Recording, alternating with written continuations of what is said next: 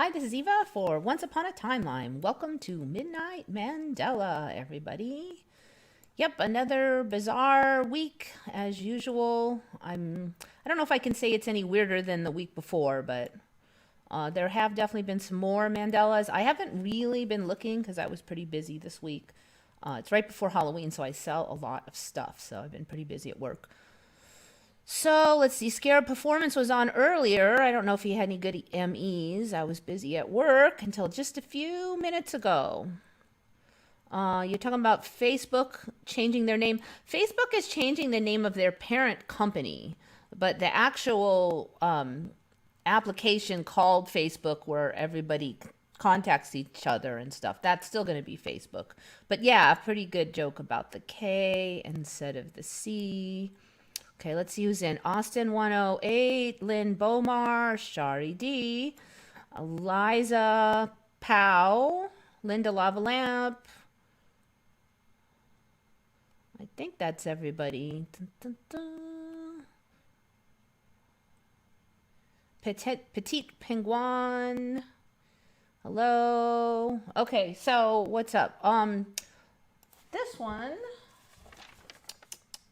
Mark Tyus found a bunch this week, so he gets this one. So there's this thing called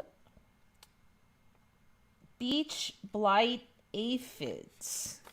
Okay, so this is not that, it's interestingly close, but beech trees in America are known to get this kind of fuzzy white stuff that has killed a lot of beech trees. And, but that is not this. This is a more fuzzy, more whiter stuff, and these fuzzy things are made by aphids. I'll just show you this one real quick before I show you the... So I kind of wonder if that was like, these kind of grew out of that because people think, oh yeah, beech trees and fuzzy blights. Okay, so there's these aphids. This is an aphid, okay? There's a little bit of normal aphid and then this big fuzzy cotton wiggly thing. Now I could see this actually maybe being a deterrent to bugs because they are to birds because they go to eat the bug and they get this big mouthful of like fuzzy crap. So that wouldn't be all that fun. But this is what's very interesting about these beach blight aphids is that they wiggle really weird if you move them. So supposedly this is supposed to be a deterrent. I don't know, everything is blamed on like deterring predators. Like camouflage is for good deterring predators, yet neon colors are good for deterring predators, and being completely still and hiding is good for deterring predators, or wiggling your butt and making a big palm show is good for deterring predators. And anything they can't quite blame on deterring predators is mating behavior. Okay, so I mean, pretty much anything under the sun is either for deterring predators or mating behavior. So these things completely cover this branch. That's all these white palm dudes. And if you wiggle the branch, this is what they do. They wiggle like crazy, like snow, wiggly snow. I mean, is that not super creepy? And of course, there's not just a couple of them. No, there has to be gajillions of them so that it's massively creepy. And then they said it's only in the lower limbs. Like, what does it matter anyways? Are they not able to get to the higher limbs? I don't know. So not only is it weird, kind of cool, but kind of creepy, but there's like almost no wiki for it. So I suspect that these are pretty new because, I mean, supposedly they're on beaches in America. I looked up, let me see if there's anything new on the wiki since a couple days ago. Wiki. I mean, these are pretty neat things. You'd think that there'd be a lot on them and that people would be really interested in them, but yeah, still there's just almost nothing. The beach blight aphid is a small insect in the order Hemiptera that feeds on the sap of the American beech trees. The aphids form dense colonies on small branches and the undersides of leaves. The aphids themselves are a light bluish color. See, now that's kind of interesting because none of the images really show them as a light bluish color, but I'm wondering very hard if they're going to change to be more interesting and get more like blue or something. With the bodies covered with long white waxy filaments, giving them a woolly appearance. They become apparent in July as populations continue to grow. They become increasingly noticeable. Very high numbers can be seen on individual branches. See, why wouldn't they just like go to other branches instead of all crowding on the same branch? Sometimes extending onto leaves. Small branches may appear covered with snow. The aphis has defensive behavior in that it raises the posterior end of its body and sways from side to side when disturbed. This has led to them being called the boogie woogie aphid. And now there's this whole other storyline with them, and then they drop so much honeydew that it feels like rain coming down underneath them. That's kind of an older Mandela that I've discussed with the raining and raining and raining of honeydew. So much that this sooty mold grows up, and then there's weird black mold all underneath them. And sometimes the black mold is like on the same branch as the aphids, which I don't really get. If they're dropping it, it shouldn't really still be all over the branch. And then supposedly the mold is also harmless. I don't know. They say blast them off with a hose or something. And that they're not really dangerous to the trees, unlike the other whitish, moldy problem that kills many American beech trees. These guys are supposedly fairly harmless, and they stay on the smaller branches, and they just maybe kill a few little branches, but they're not really dangerous. So I don't know. They're just weird, though. I mean, have you ever seen these? You'd think you would have seen these things, like all over the place. The other thing about this wiki is, it doesn't even tell you, like, where they are. It just says American beech trees. Is it everywhere there's a beech tree? There's no geography or anything on here. So, there's hardly any links. It's weird. You don't know if they're rare. Are they common? I couldn't find a lot of videos on them, but nobody says they're rare.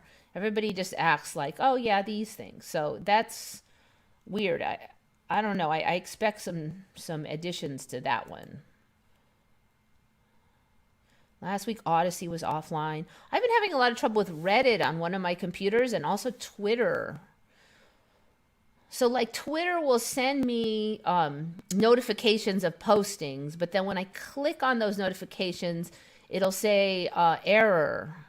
And it'll keep doing that. And then I went up, when I was at work, it kept doing that. So I went upstairs and I did it on that computer without going through the email location. And it came right up just like that. Then I went back downstairs and that one then worked perfectly. And then I tried it from home going through the email again and it didn't work. Now I'm wondering if it's because I was clicking on like anti-narrative type links that they had, like they're trying to deter me from going to Twitter. I don't know. It's kind of weird though.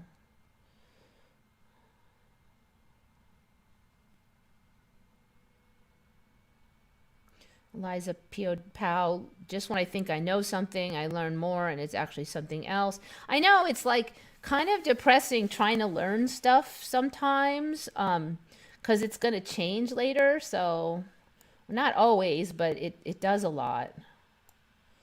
I have to say, like, last I checked, it was blah, blah, blah. Freeman's Cryptoverse is in.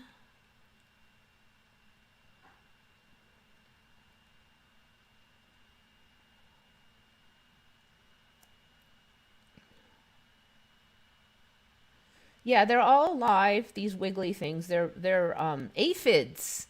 I've only known the little green aphids, but some reason my Samsung tablet can't see the live chat, only my phone.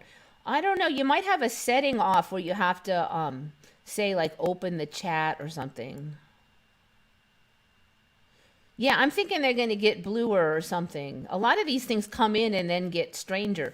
So this one looks like it's really new. So I'm like, well, how much more is it going to change? Are we going to get it all over the whole tree? I just feel like maybe that's just the opening salvo on these things. Has anybody heard or seen the fridge with the built-in radio in 1930 or 1956? Nope. Let's go to one of Shari's little links here. The Philips radio fridge built with built-in radio. You know, when I was in the 70s and we only got like, we were just getting like boom boxes in like the later 70s and they were this big. The idea of having one in the fridge is pretty funny. My friend still has one of these old goofy fridges, but no radio. I swear I'll flip out if I go over to her house one day and the radio's in that. I'll tell you one thing about these old fridges is like they never die. They just operate forever and ever and ever.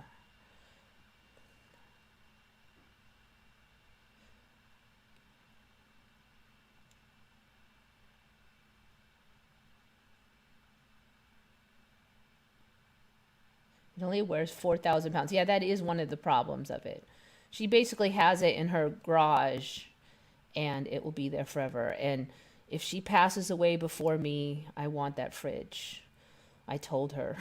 I don't know. It probably oinks a lot of power, but damn it, I'll just earn more money or I'll put in solar. And it's cooler looking than this one, too. You know, the old stuff used to last for like ever. So yeah, no, I have not heard of that. Let's see what else we got here.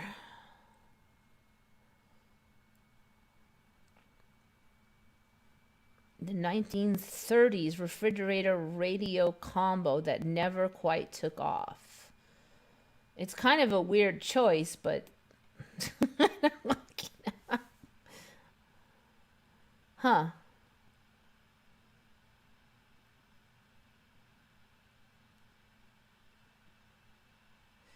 This may seem like an odd marriage of tech, but it seems perfect sense when you realize that in the 1930s, it was becoming harder to sell new radios and much easier to sell new fridges. I mean, that doesn't really make much sense to me.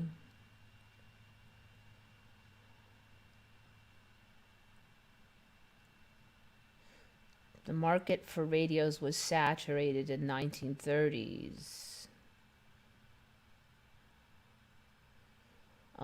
Okay. I mean, the radio market is saturated now, but they're not sticking them into refrigerators. So,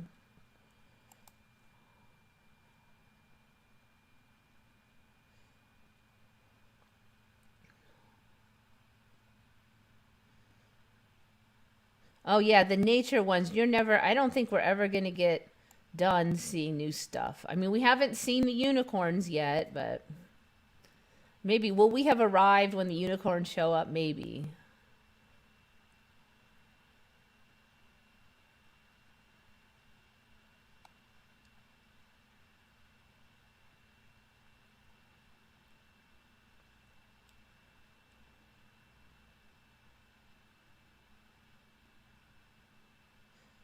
Old fridges work better, kind of like comparing analog to digital. Some analog products work better. The only problem with the old ones is they do oink more power, but they never break.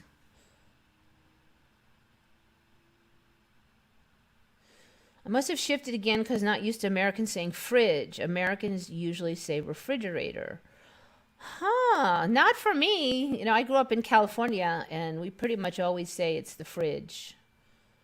Um, I don't think I've ever said it's the refrigerator personally. I mean, maybe it's regional, but California, I grew up in Northern California. So I don't know. You know, I don't really pay attention to how people say it, so I'm not sure here. Fridge in my group fam stat. Yep.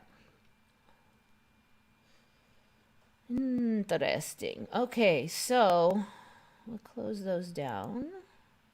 Yeah, there's so much tech now before it's time. It's crazy. All right, now this one, it looks more political on its surface, but I do think, I won't say it's a Mandela, but I feel like this is how it's kind of going these days. For like, this kind of goes with my theory of like you make your own reality, or at least it seems like it's happening that way now. It didn't seem to be so obvious. Like one example I gave is that for like a year or two, everybody was talking about Nibiru, that, or Planet X, that there's this 10th planet out on the edge of the solar system, and every gajillion years it comes back into the solar system and wreaks havoc or something. And there was like zero evidence for it. I'm like, it came out of nowhere. Everybody was saying it. I'm like, where did this even come from? Like, out of the ethers. I swear, this whole rumor just showed up one day. Sort of like the mud flood just kind of showed up. Except for the mud flood has some evidence for it, and this Nibiru thing didn't. Then the next thing you know, a couple years later, the scientists are saying, oh, their gravitational abnormalities suggest there's a 10th planet. I'm like, what? What are the chances that that would just happen to like come to pass after the rumor mill started it out of apparently nothing after all these years? So it just seems like if something is talked about a lot, it like happens. But weirdly, it like somehow conflicting things can both sort of happen. So you can look at like the, what's going on with the jib jab and the sickness and everything. So there's a whole group of people who think we're all going to die from the big C, and that it's got a 50% death rate and all this, and they somehow got this in their head. And literally, like a lot of people think it's got like a 20% death rate or something, like really high, and it doesn't. It has less than 1%. It's about twice that of flu, which is not very high, and that's just a guess because it's really hard to tell with all the fuzzy math going on. So I mean, even the CDC admits that. But so we have this whole group of people who are convinced that they saw it on TV, they heard of someone dying, whatever. They're totally, that's their world. Then you have this whole nother world of people who went on like the internet and looked at the studies and or whatever, and totally, not all of them did that. Some of them are just saying it because their group, a political group, says it and they follow. But a lot of them did research it, and they have this whole world. In their world, it's just kind of like a nasty flu, and this is all baloney, and it's like, it's almost like there's two worlds. And so like the one group of people really still believe it's this horrible thing, and the other group are getting more and more convinced that it's totally baloney. And somehow they're both getting fed evidence. So this is one that I really feel like sort of maybe we created. So when the certain jib jab got the FDA approval, there was immediately a ton of rumor mills that like the fancy new name, Community, the way they wrote it sounded a little funny, and then they originally, it was called like BNT, numbers, and that was their research name. And then once they get approval, they get a full name, Community. So everybody's like, oh, it's they're two different products, and there's some sneaky thing. And so I looked into it, and I swear there just was no evidence to really suggest that, other than the way they wrote it was just a little off. But it was like, this is really weak evidence, and I don't really feel like I could even hang my hat on any of this evidence. Okay, I really felt like they were, just getting overly paranoid. So, and there just wasn't. So but everybody spread that for like weeks and weeks and weeks, and then 2 days ago, boom, the evidence shows up. The evidence should have been seen immediately, but yet it just showed up like 2 days ago. It's almost like all that yammer made the evidence show. And I want to show you the evidence for it, just so you know this is not the weak evidence from before. So this is from the FDA themselves, and this is the well, okay, I'll go on looking what it is, but it's basically the summary basis for regulatory action, Community. So this is like the .gov info for like the approval info. Okay, so it says right here, And it's on fda.gov/media/1517333/download. And then it'll take you to this, and it's page 14 that I am on out of 30 of these. And so the exact statement now that just showed, I swear, how could we not see this before? Somebody must have looked through this thing before just 2 days ago. And I got it from The Last American Vagabond, who is very good, and he's on BitChute. But he'll do, you know, he finds a lot of good stuff, but man, he'll talk and rant, and he's worse than I am. But I just put him on background sometimes because he finds some good stuff. So it says right here, community and BNT162B2V8, which is the original name for it, have identical amino acid sequences of the encoded antigens, but community includes the presence of optimized codons to improve antigen expression. Okay, so basically then this new one is different. It's a different formula. It includes optimized codons to improve antigen expression, unlike the other one. Now, I'm not going to even try to guess if that means anything or not. You can bet that a lot of people will be thinking it does and how that influences how it pans out.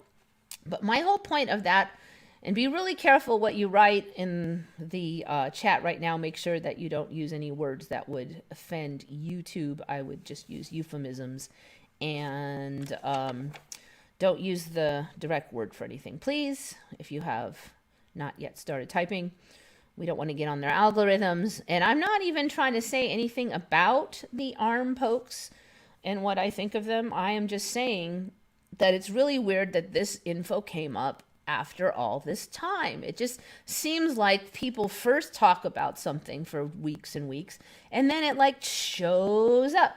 But of course, this is buried enough, and it's a little vague enough that, you know, one group of people will totally grab this like pipples and run with it, and the other group will not see it, or if they do, they'll be like, so what?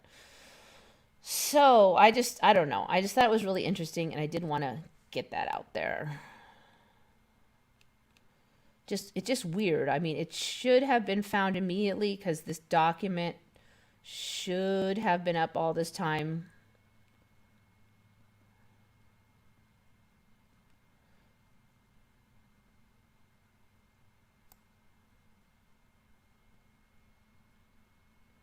Looking at my hands now, circa late 2021. I look utterly alien. I'm getting used to the new hand, I have to say.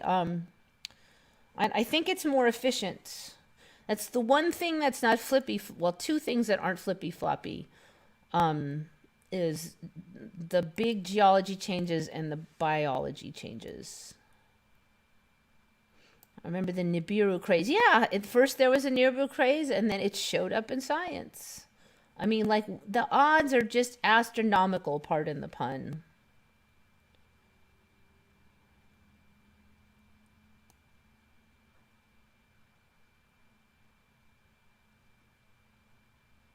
Refrigerator. Did refrigerator have a D? Why on earth is there abbreviation fridge? Refrigerator.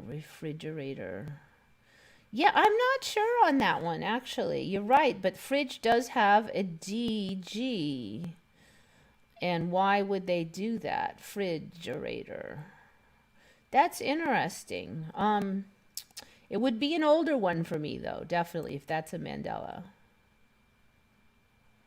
But, you know, I have my own, like, lightning, to me, for, like, lightning and thunder. It was LIGHTENING. I'm sure of that.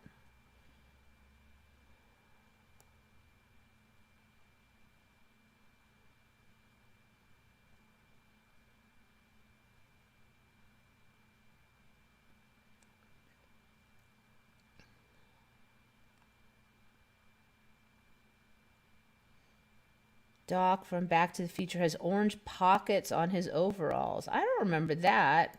Huh. Doc. Back to the... Let me just look at it. Future.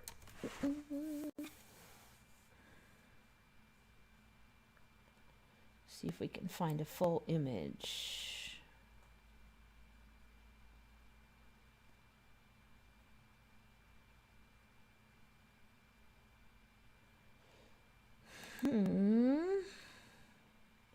Can't see much on there. Sometimes when these Mandelas show up, you can't find, you'll look and there won't be like no images that will show the thing you want to know.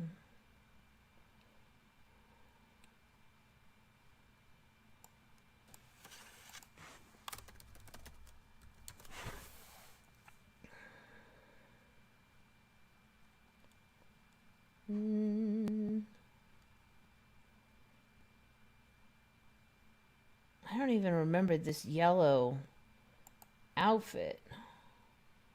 Okay, that's... I don't know. I'm not like the world's best at that. I know a lot of people have watched it a bunch of times. I don't remember the yellow outfit, but I could be wrong on that. And I don't remember the yellow pockets, but I can't even find one, so I give up. Today's world is disposable by design. Yep, it very much is. I just think it's very funny that a lot of people are like, they're trying to pin it on us as being like consumer slobs and wasting a lot. But a lot of the reason why we do is because the stuff is crap and you have to keep buying it again, you know? In the old days, you paid more, but the one thing you bought would just last for a lifetime.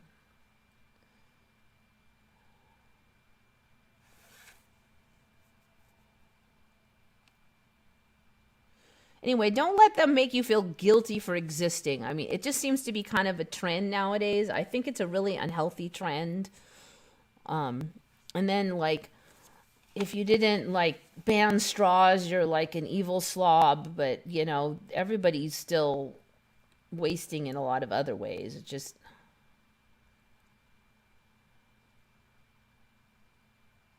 I mean, we're all here for a reason. We're not just pox on the land.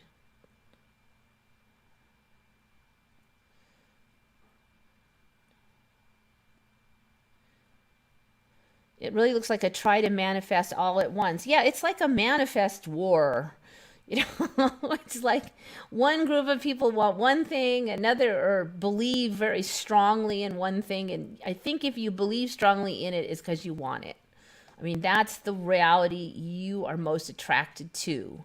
And if you're constantly doom and glooming it and we're all going to die and you're a filthy, grubby, carbon footprints slurper and that's all you think about, you know, you're going to attract that world to you. That's what I think happens. So it's just, you're negative all the time. And you know, even us that don't trust the current negative narrative, we still have to be careful about the negativity issues, because I've definitely ran into people who are just like, you know, they're absolutely convinced. They talk like it's a fact, like it is written in stone. The New World Order is going to take over and everybody's going to be slaves and nobody will have anything and it'll be horrible and it'll be just like 1984. Fact. In their mind, it's a fact. And I do think that that also is the danger. A lot of times what really happens is kind of down the middle. It's not Pollyanna land, but it's not the end of the world. And I've been seeing it now for 50 years that they're like, it's going to be all horrible and it's going to be all... I don't think it has to be all horrible. I think there's a lot of ways that can go that won't be all horrible. And not all horrible in every area of the world, etc. So, you know, we have to shoot for that. That is our route.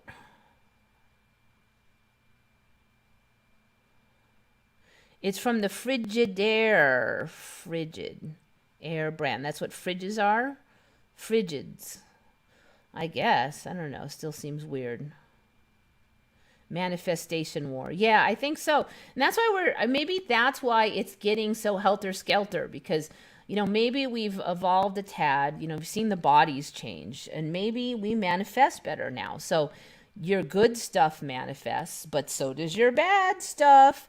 So we're seeing all this, like it's kind of fracturing where we got people manifesting different things, different groups. They're all trying to manifest at once.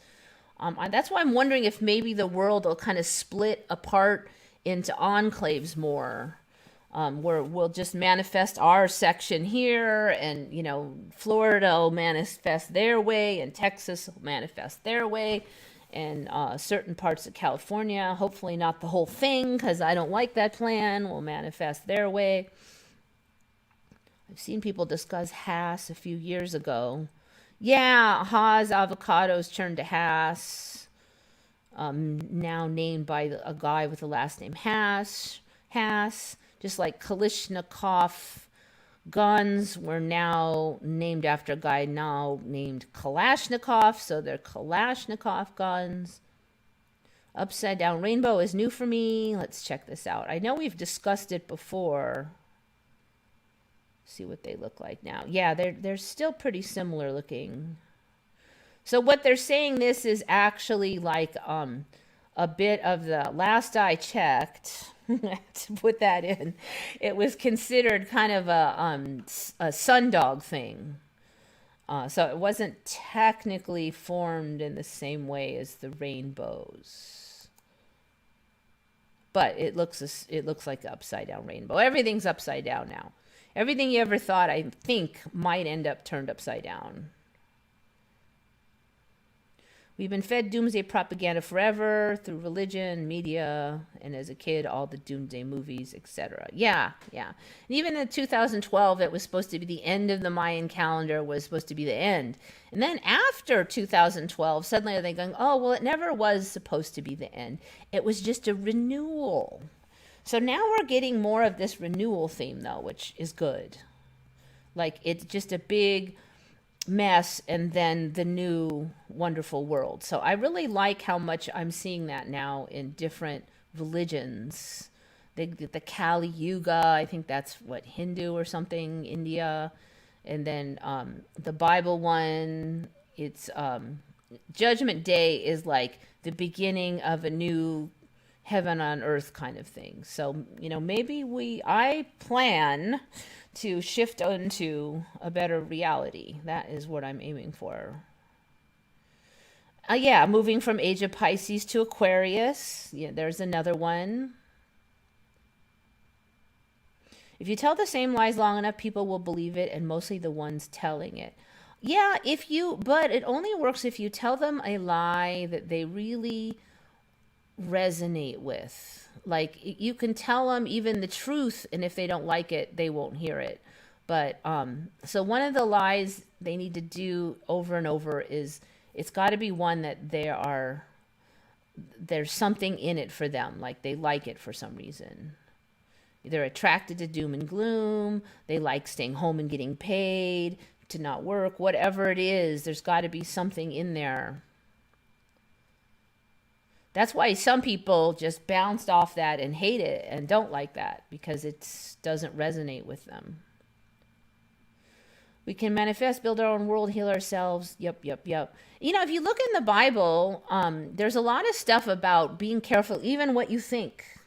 It's not just what you do, it's what you think. And there's a lot about having faith and that kind of stuff. So if you think about that.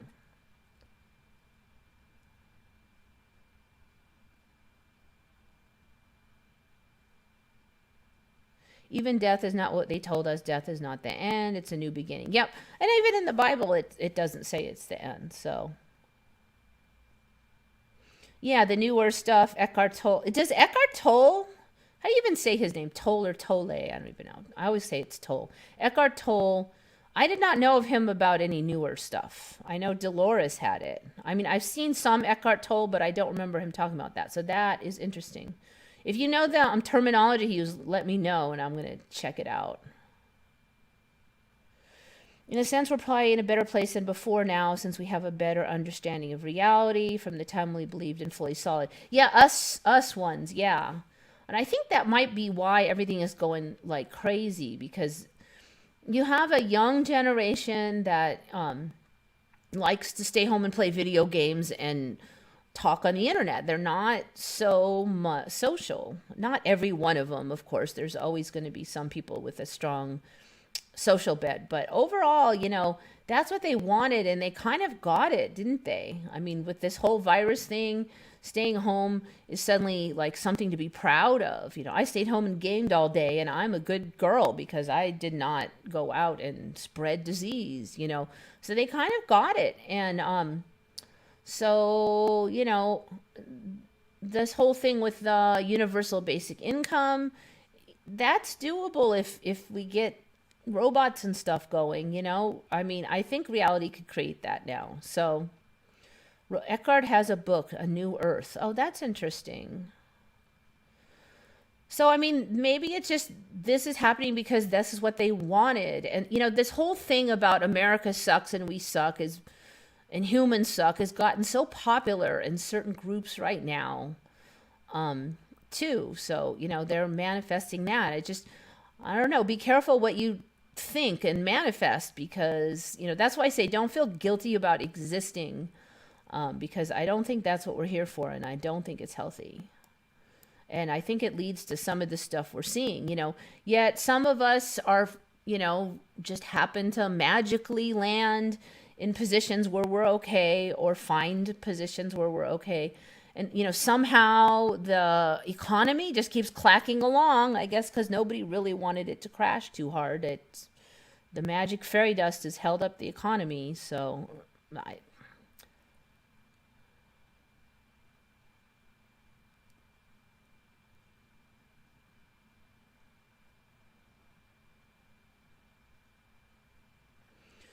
so that might be why it's crazy right now, because everybody's manifesting what they want.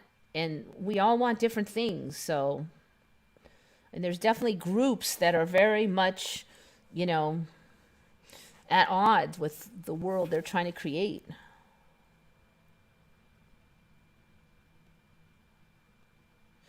For years, I feel like I've been bombarded with humans suck messages. Yeah. And I really feel like I've kind of gotten over it with the Mandela, because these creatures come into existence, and I've never even seen them before, but the story is always, and humans almost wiped them out, and there used to be millions of these, but deforestation and habitat loss, it's like every last one that shows up, there's a big guilt trip with the humans are destroying them. And I'm like, but they're growing. There's more and more. So how can I listen to this message that we're destroying them when they just showed up? And, and then 3 years later, there's 10 times more of them. Oh, but the Chinese are using them for ancient Chinese medicine, and they're wiping them out, and it's horrible. I'm like, but there's 10 times more of them.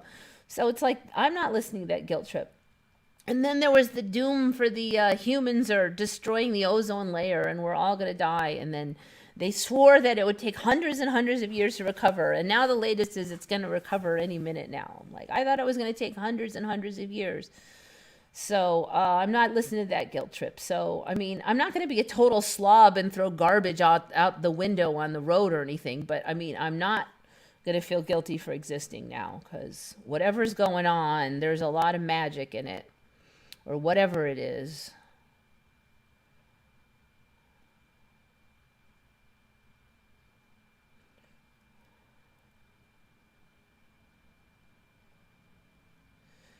The heartbeat with only one beat instead of two. Yeah, it just does the one pulsy noise now. The noise of the heartbeat has changed.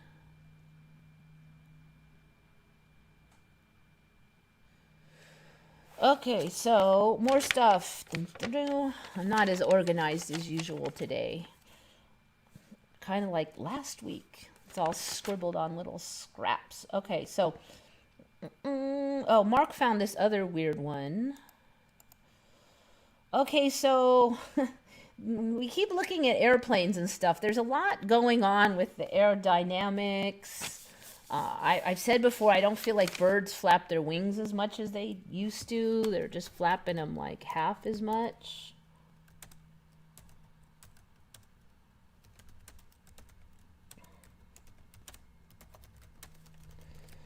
So apparently now, like this, it's called ground effect. So When planes are near the ground, the story is that the aerodynamics are better. Okay. All right, fine, but I don't get how this YouTube video, I'll just have to show you. um that one would work too. Let's see, videos.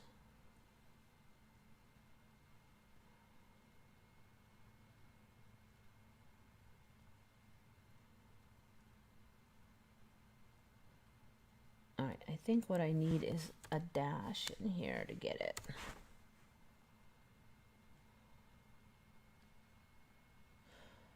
All right, this one might be enough. This is not the one I really wanted, but I'm not seeing it. Okay. So apparently now you can make paper airplane. Well, they're not paper. Okay, they're foam, but basically it's a paper airplane. And this is showing you how to make it. You have to cut it with certain angles and this and that. But then you can cause it to just stay in the air by having ground under it. So you just get this piece of paper that is like this. So people are using like old signs and stuff to like, I don't know. It just like, I assume it's ground effect, but looking at this video, maybe there's some kind of airflow effect. But basically they just hold these papers under the airplane and then it keeps it flying. So see, he just keeps it flying by, you know, kind of pushing the air on it or something. And then that works to just keep it going. That's actually not the video I was really looking for. But that's the same thing. So people are all running around with these giant signs, like old, these, it's funny that so many people are using old advertising signs for candidates. Dang it, where's the one I want? Meh. All right, I'm going to go to YouTube and see if I can find it because I'm not finding it.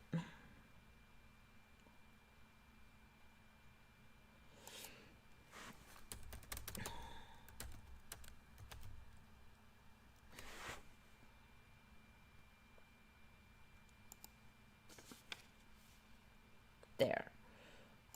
Ta-da! So yeah, see, look, he just keeps it flying for like ever by running around with a sign under it. It just looks so goofy. It seems like a lot of people are like confused in the comments too. So that's described. So they basically take little bits of foam and they said that the paper is not quite stiff enough. And then they run around doing stuff like this.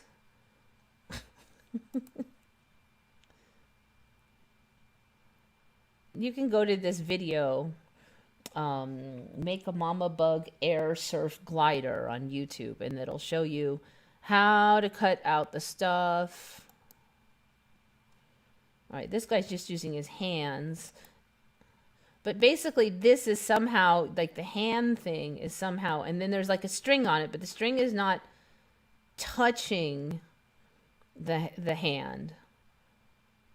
See, they're like, and this is like air wars where they fight against and try to knock the other one out while keeping theirs flying.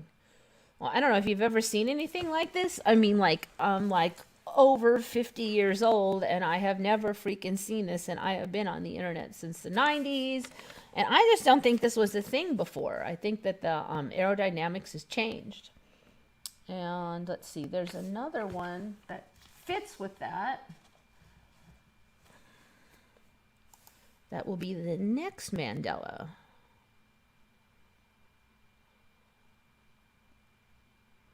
I subscribe to Dolores Cannon's YouTube podcast. The old things they put up there are so relevant. If she is alive, still alive, and talking about today's stuff. Yeah, Shari, I mean, I don't know if you mean the YouTube one. But they put up new YouTube videos for like I think it's her daughter or something just puts up old. It's interesting because a lot of the stuff that we think is Mandela's now was in her old videos. So they're in the timeline that this Dolores from this timeline had that stuff. So that's interesting.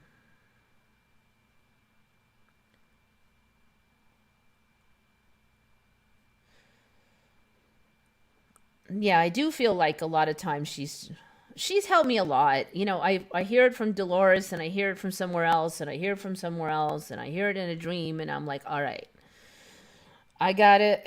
I gotta start going. All right, all right. I've heard it enough.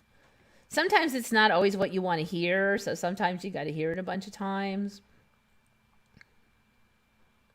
Explains maybe the airplanes with the air engines much forward. Airflow is definitely acting differently. Yeah.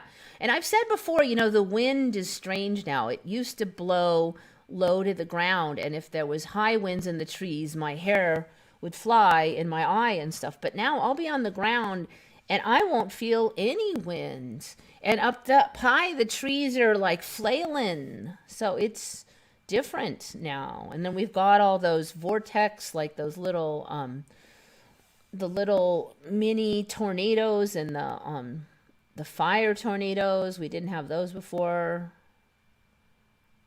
I'm 47, never seen it, never seen anything like this. Yeah, so they have like fights apparently where they try to get the other person's plane to like fall while yours tries to stay open, stay up.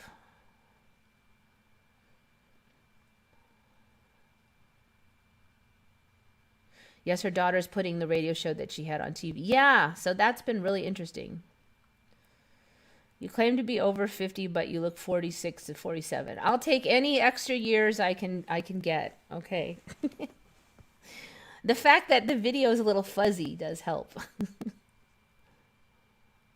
Dolores Cannon talked about the second Earth and that we are moving to. Yes, yes. You know, Terrence McKenna talked about another Earth, and the Bible talks about another Earth, and the original will be forgotten. Sound familiar? And then there's the Kali Yuga talks about like another stage of the Earth where it gets way nicer. There's just so much of that, and a lot of those are Mandelas to me. Fire tornadoes are wild, goes with the rainbow trees. Yeah, and the rainbow clouds and the... Let's see. All right, Shari's got another mystery link for us.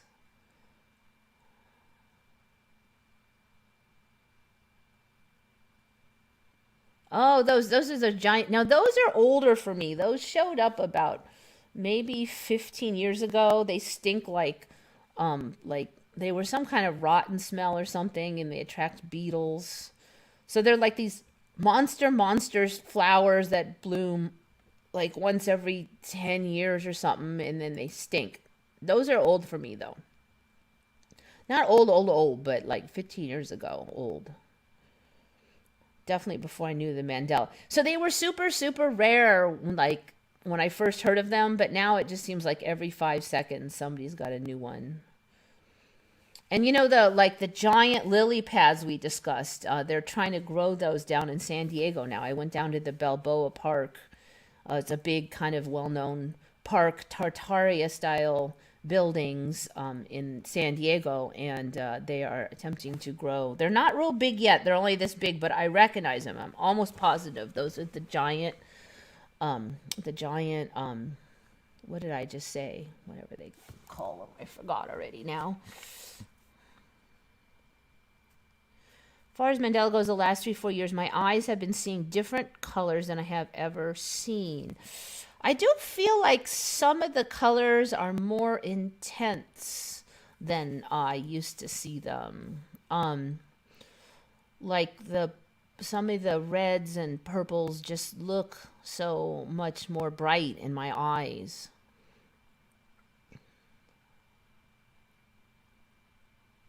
There was a rainbow around the moon tonight, real close, tight. Finally got one. You know, there was a couple years ago, it was like every freaking night there was these, you know, at least some reddish, but usually a little bit more colors on the clouds around the moon. There was clouds almost every night. They were the light, whitish light ones that the moon would show right through them. So this last year, I was talking about how we started getting these really dark clouds mixed with the really light clouds. And this winter, now what I'm seeing is the white clouds go over the moon, and then the dark clouds block it. When they go over the moon, then the white. So now it's a mix. So the moon is getting blocked again by the clouds, but just some of them, just the dark ones. Now, my old timeline did not have dark, blocky clouds mixed with white, see-through clouds up in the sky at the same time. The same conditions would cause all the clouds to be the same, but that doesn't happen anymore. Chartreuse, there's a different color. It used to be pink. Yeah, for me, it was more like a burgundy color, but everybody remembers it in the pink range.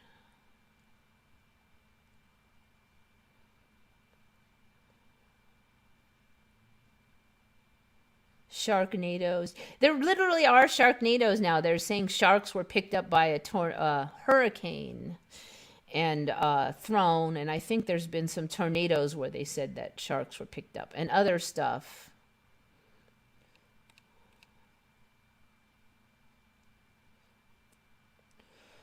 Oh, that's speaking of venom. Those little fuzzy boogie woogie aphids apparently can bite as hard as a mosquito. So it would be uncomfortable. Somebody was saying that they feel like little pokes, burning pokes like a mosquito from them. So, I mean, have you ever heard of a tiny little aphid that can bite humans? But like everything bites now. It's like, I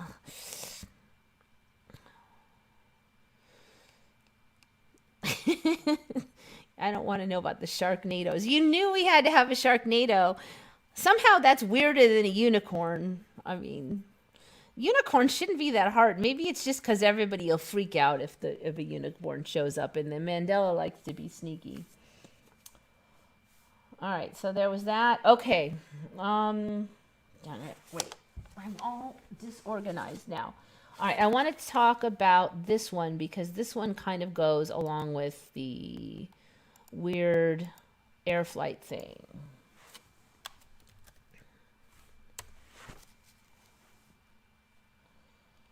All right, so this is Tupolev Tu-144. I don't really remember this in my timeline, but I could be wrong, but it was supposed to be like a Russian version of the Concorde.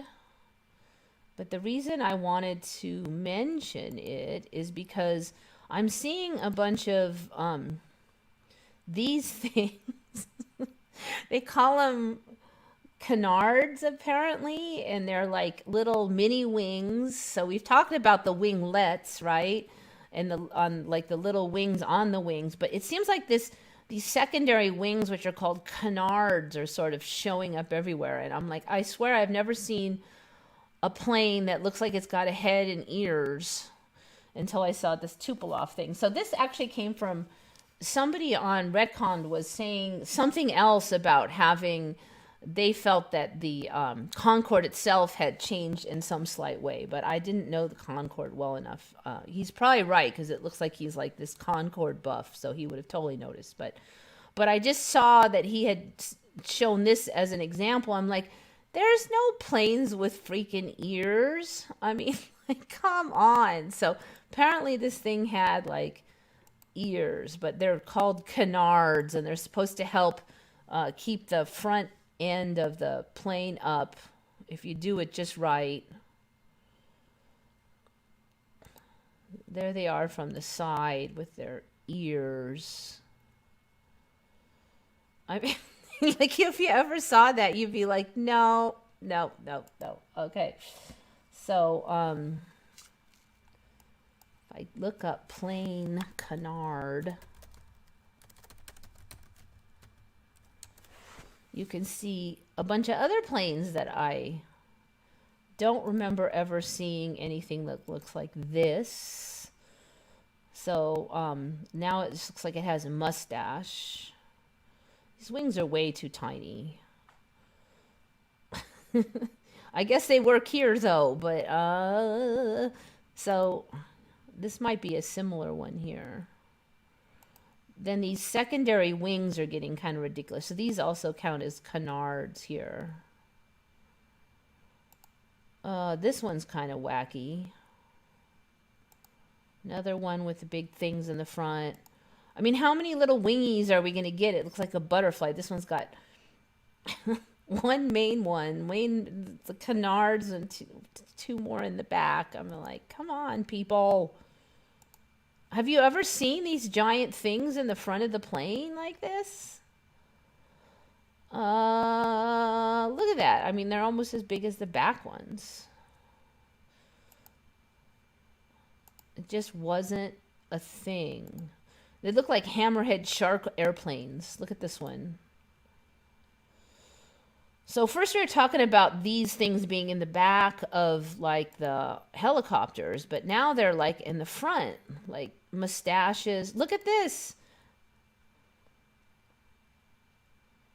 I mean, it's got winglets and extra wings, and so it used to be just one big one in the middle, right? Now we got these two little ones. They're starting to look like, I don't know, are they going to look like TIE fighters or something?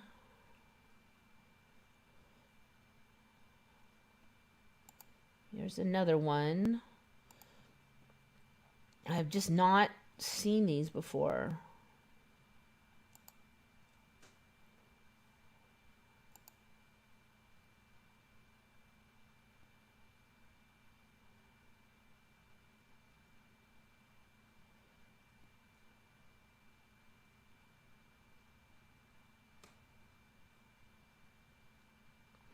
Model of Boeing Canard airliner concept on display.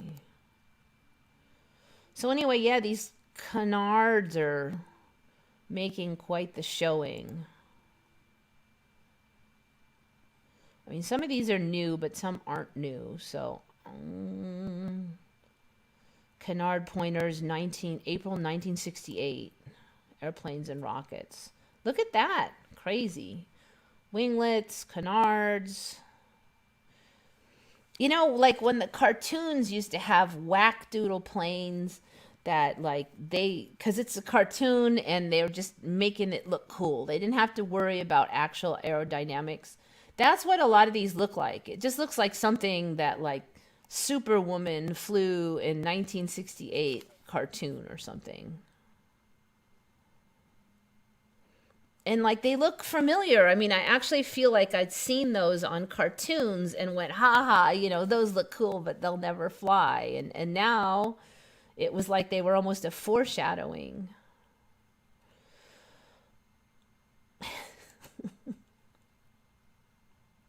Why does the United States avoid using canards on its fighter aircraft? So what, everybody uses them but us apparently now is the story? Look at that thing. Which one's the front? I mean, you want to say it's there, but I don't even know. Check that one out. Why are the majority of canards pushers? Okay, anyway, you get this picture. It looks ridiculous.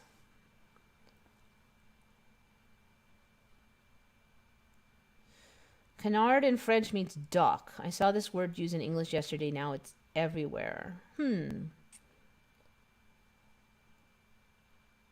sneezing thing under the sunlight happened to my mother. Well, nobody in my reality ever had the sneezing sunlight thing. And I mean, you totally notice now because if you sneeze, everybody thinks you've got the deadly virus or something. Oh, yeah, that guy, concordic dissonance. That's him. Yes, I meant to say that. Thank you. That's the user on Recon, concordic dissonance, who put up the... he felt that the Concord had changed. And by his username, I would... Unless he just invented it in order to post, it does look like he might know a thing or two about that. Okay, so I wanted to put that one in because it kind of fits with the other. Now, have ears like dogs or mustaches. Some of them look like mustaches. How many wings do you want? Yeah, I don't know. We're going to get like this TIE fighters and split wings or something.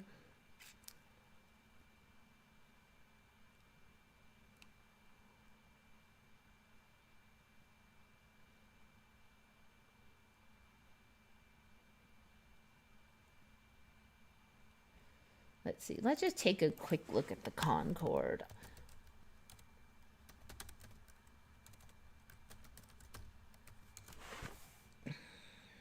I feel like the nose got bent down more. I mean, it was always a little bit bent down.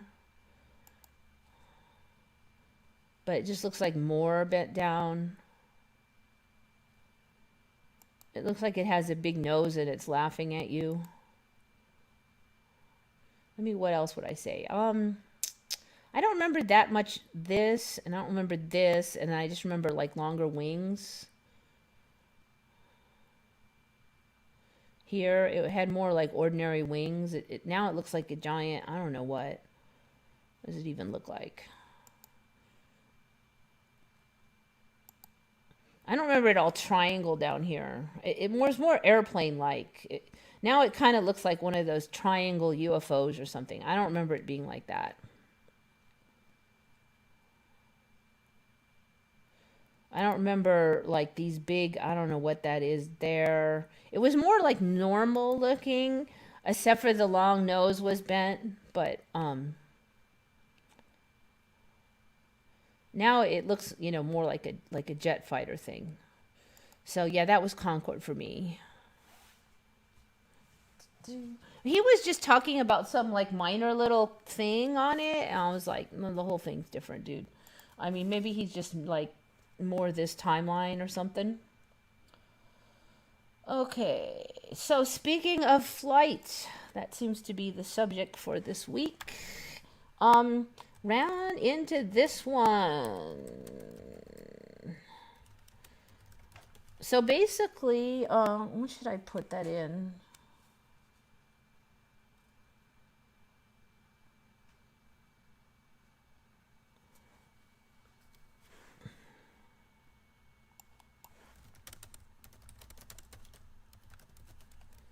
Yeah, I can't even read my own scrabbly notes here.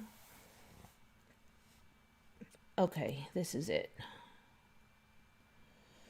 So they were saying sound waves, and this has been known a long time as of now, but I have never heard of this. Sound waves are a form of anti-gravity because they have negative mass.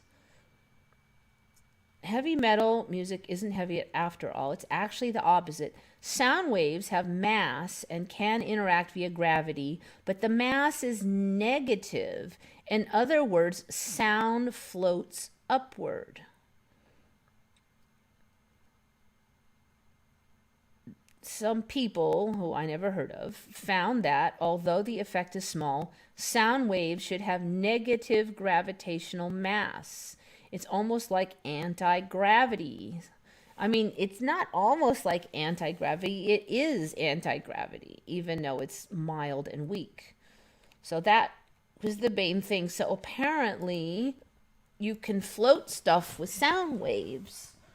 I'm just thinking that this is kind of pretty darn interesting. Let's see.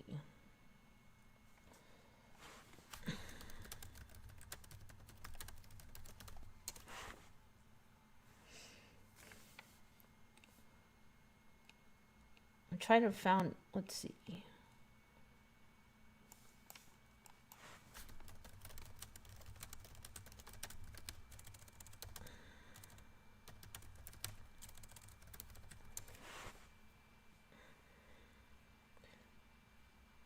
Simple acoustic levitation, floating things with sound.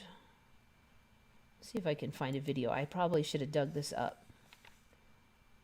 So they can float small things with just sound.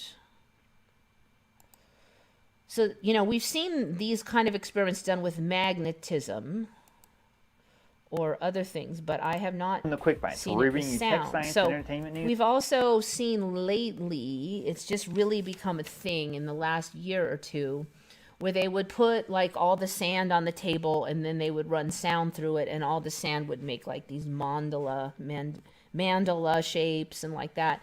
So, I mean, I can't swear that that didn't exist before, but I find it mighty suspicious that it's just, I never saw it before, and then suddenly it was everywhere. So now we are told that you can levitate things using sound. Okay, so I think here they're going to be dropping what? Sound waves are called water standing drops in sound the air, waves, and they're levitating. and they are basically sound waves that. Stop talking, dude. So they're interesting. So they're just like trapping them with the sound. The sound apparently has anti-grav properties. This is some crazy stuff. You know, this is the kind of thing that we should have done in science class in like high school and college, because we did far more dangerous things than this. And this would have been like really easy and really cool. Yet we never did any of these. Like, we did things that could have blown up the building, but we did not do this. So basically they can float, and there's like, some of them you can float like objects and stuff too, not just drops of water, but like little bitty boobas and stuff. So this is interesting. I mean, if you can basically make something weightless with sound, then, you know, the vast majority of power that we use to move with is to overcome gravity and inertia and all that. Like, the vast majority of power when a plane flies is just to keep it in the air and not crashing. So if they were able to just float it and then just push it, they could save so much power. They could save so much gas if they could float it somehow. And there's really not that giant tons of these, but when I was looking it up, they're like, oh, they've been known for decades that you could float things using sound and blah, blah, blah. Like, it's always been done. So anyway, I feel like maybe this is just sort of like starting then. So basically sound waves are anti-grav now. So it's here. So you always think, oh, this, you know, the government has a secret anti-grav program. But it's like, no, the Mandela has a secret anti-grav program that it's pushing into our reality.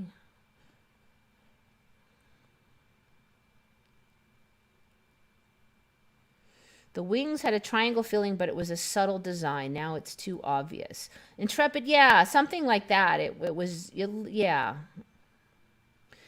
Concorde had a bent nose in my... It did have a bent nose for me, but it wasn't that bent. Under the window, it has wings. Yeah, that's what he was saying about the Concorde. He didn't remember the canards. He specifically said the canards. But I'm not sure on that for Concorde. But those other huge canards, I've never seen those. When will the new shape appear in toys? Yep. We have a film from 1897. So the first film was still Round Hay House or something, like from 1888 for me. So from 97, oops. All right, that didn't work. So 97 would still be older. Get me my chat back.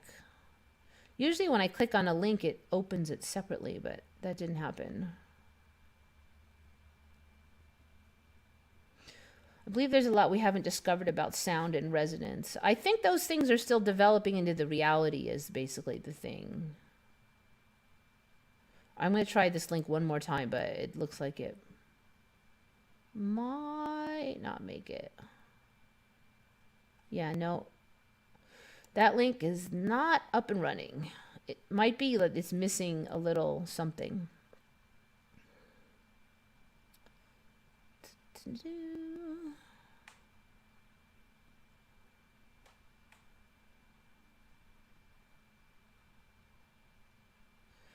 They should have massive sound wave protectors around the base of buildings with sensors on the ground that will stop people from falling to their death.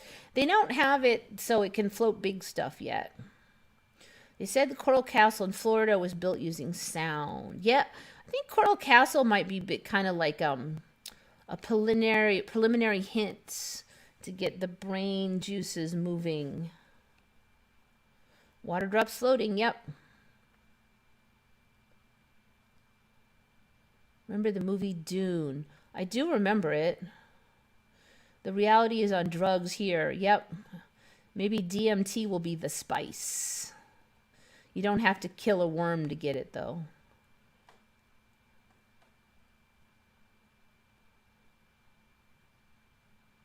There's a gate in India you can open only with sound. Is it real old? So many neat things are showing up in India. And now we're starting to see them in Iraq and stuff, too. In Iran.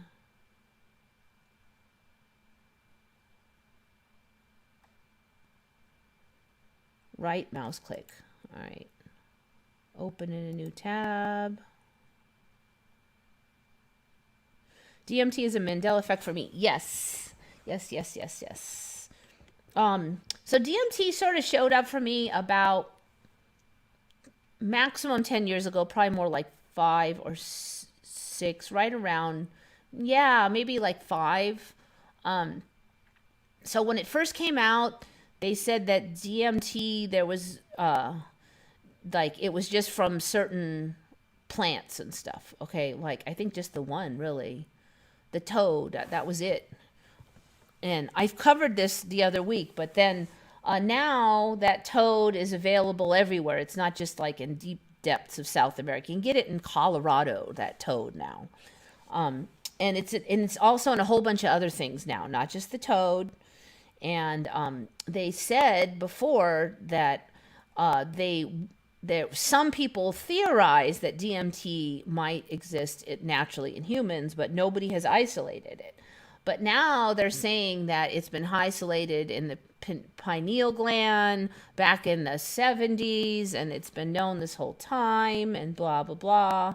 And nope, that link doesn't work either. Don't ask me why. Yep, it will not go to that. You'd think it would go to its own YouTube link, but it's not. So now it's always been known that DMT exists in mammals naturally. You emit a lot of it at birth and death, and it's floating around in you all the time. And now there's this whole story that they've known for quite some time, that there's a whole neurotransmitter system in the brain that operates on DMT. I mean, and this has been known for a lot longer than the 5 years I've been looking into the DMT in this timeline. So DMT is up and coming. And I do wonder if some of these will be kind of an end run around the medical community's crappy medication for mental issues. Not that DMT is without risk, because it does have its risks, but I'm waiting to see how this churns out, because basically the medical community's solution to things has not been very effective. People who have mental disorders, they are only helped some, and then the drug has all these negative side effects and they're miserable. That's why they go off their drugs a lot, because it slows them down and they're all miserable. So it could be the next valley on maybe some more effective treatment regimens, especially if it was, combined with therapy and safe setting and all that. Could be interesting. Workers leaving the Lumiere factory in 1895. Okay, yeah, I have seen that one. It's interesting, but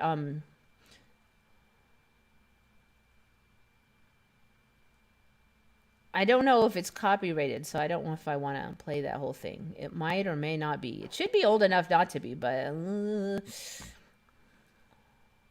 you need to combine 2 plants to create DMT. The change to discover that are a trillion and one. Okay, now that is ayahuasca.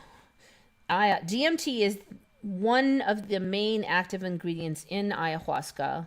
So the thing with ayahuasca is that you can't just eat it because your stomach will like render it like non-psychedelic. So you have to eat another plant to make it stay psychedelic, and then you can eat it. And that's so regular DMT can be found in this plant with ayahuasca, but it also can be found in the toad. Now, I don't know if you remember a long time ago they used to joke, oh, if you lick a toad, you'll see weird things. And it was like a joke. I mean, like, you weren't really going to see weird things in my original timeline. It was a joke. But then it suddenly became a thing. Like, you really could, like, see weird things but it's not if you lick a toad. You have to smoke the toad venom. So, yeah, they actually, like, squirt it's got these like venom sacs, so they just like squeeze them a bit. The venom goes on, they'll squeeze it onto splat it onto a glass, like a glass surface, and then they'll let it dry and they'll scrape it off, and then you smoke that. And so that's the like more pure DMT. It's like super really pure DMT. So ayahuasca is kind of you have to kind of eat more, and you barf and you feel all sick, and then you hallucinate, and it's kind of like a slow, long thing that lasts like hours and hours and hours and hours. But the DMT that's really pure out of that toad that I covered a few weeks ago, you are like, you go from 0 to 100 in like 8 seconds. I mean, you're like, psh. So that's like a whole nother thing. That's like, generally speaking, it's way more intense than ayahuasca. But now DMT, so originally for me, the pure DMT only existed in the toads, but now you can get it out of all these different plants. There's there's a kind of mimosa. It's not that julibrissin one that we have all in California, but there's another one that's similar. It looks really similar, but it has like white flowers. And I think you could grow that here, but I guess you can get the bark. Is it the bark or the roots? Some part of the woody part, and you can get DMT out of that. And there's like multiple other ones that you could get DMT out of now. And none of that was the case before. It was toad and only toad when I first heard about it. And it was not a neurotransmitter in the brain known to come out of the pineal gland like it is now, and has been known for a long time. So DMT has been like growing in this timeline very much.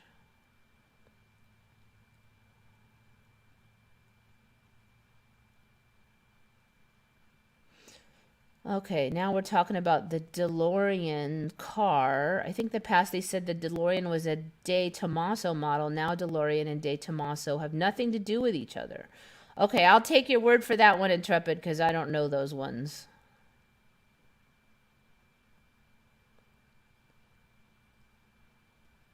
Is this where the whole kissing a frog came from? That's interesting. Actually, I have not even thought of that. But will that somehow fit in with that old fairy tale? Very interesting. You kiss a frog. So, the DMT, you can't eat it. You gotta like smoke it.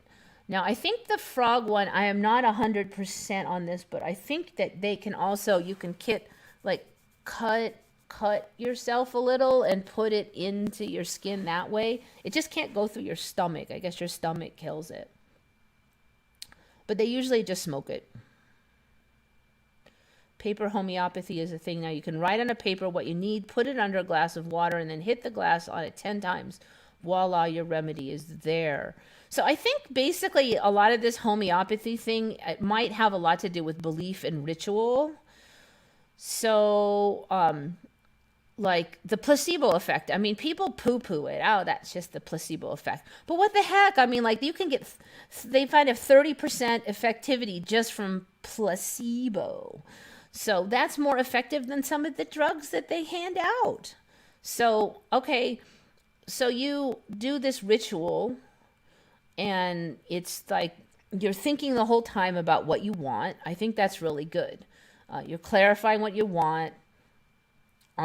You believe it works. I think the belief that it's going to work and the whole good feelings of that also help. And then all of this, I think it's basically like a spell, basically. But it's just, they don't call it a spell, they call it homeopathy. But because, I mean, you're just writing on a piece of paper. You're not even, like, the rest of the homeopathy where they add the water and stuff, there's an argument that the energy or the vibrations carries over to the water. I mean, maybe, but homeopathy works on babies and animals. It's not just belief. Well, if you're just putting a piece of paper underwater with a written thing, then that's thought. That has to be belief. Because I don't think it's the pencil lead doing it. Their placebo is our new medicine. I actually think it is, when I say it's just belief, I don't want to say it's just belief, because I am beginning to suspect that belief is incredibly powerful. I think that we manifest with our belief, along with just basic tendencies of thought, negative, positive, that kind of thing. I think that thought makes reality. So belief is like everything. It would be all powerful. So like if you ever read the old Seth Speaks stuff, he said that the reason medication works, like hospitals and stuff, is because we believe in them. Like there's a group belief that this pill does this, but yet it doesn't always work anyway. But overall, there's the belief, and you believe and everybody else believes that this pill has this power, and that's why it has the power. But if you personally believe something else has the power, then it can also have the power. I mean, if you believe that you have the power to just fix it, I mean, if you can really believe it, the problem is it's kind of hard because you've been trained since a child to think a different way. And it's hard to just go, okay, I'm going to change my beliefs. But, I mean, what if you do work in that direction?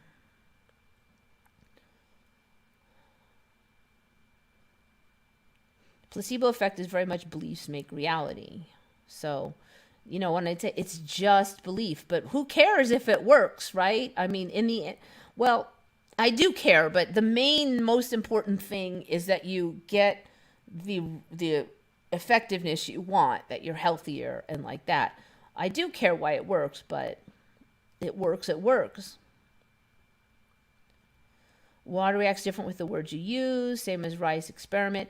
Yeah, those, normally I would say, well, they haven't been verified, and they, other people have tried to replicate the experiments and they didn't work.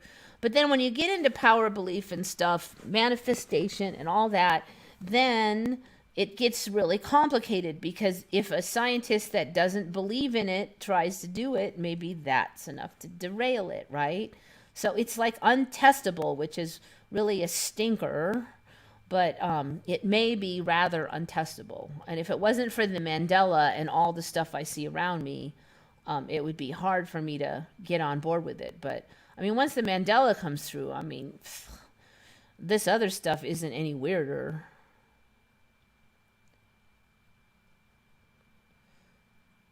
I mean, like, I've actually, when I was really desperate, just said, can the dreams just give me the answer?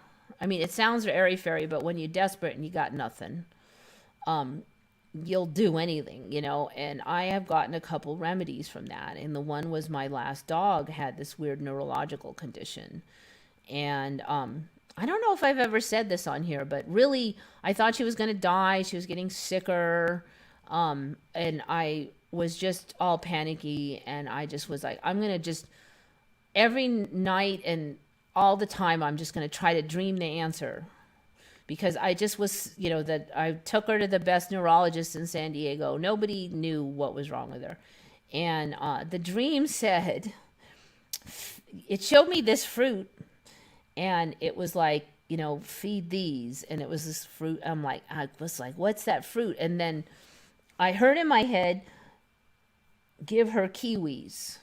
And then I realized that's the fruit I was looking at. I didn't really recognize it because I'm not a big kiwi eater. Give her kiwis. So it's like, wake up, like right after the dream. I've been sleeping bad, and I was waking up a lot. So, it was easier to program in dreams when you wake up every hour anyway. So I'm like, okay, that's the weirdest thing ever, but hell, So I go to the store, and yay, they have kiwis. So I get some, and I'm like, there's two things I decided to do. I decided to try it really hard, and I tried to believe in it as much as I could, because I was already this was a little before the Mandela, but I was already in the belief might have power thing. So I just tried to go, okay, I'm going to believe it works. I'm going to believe it works.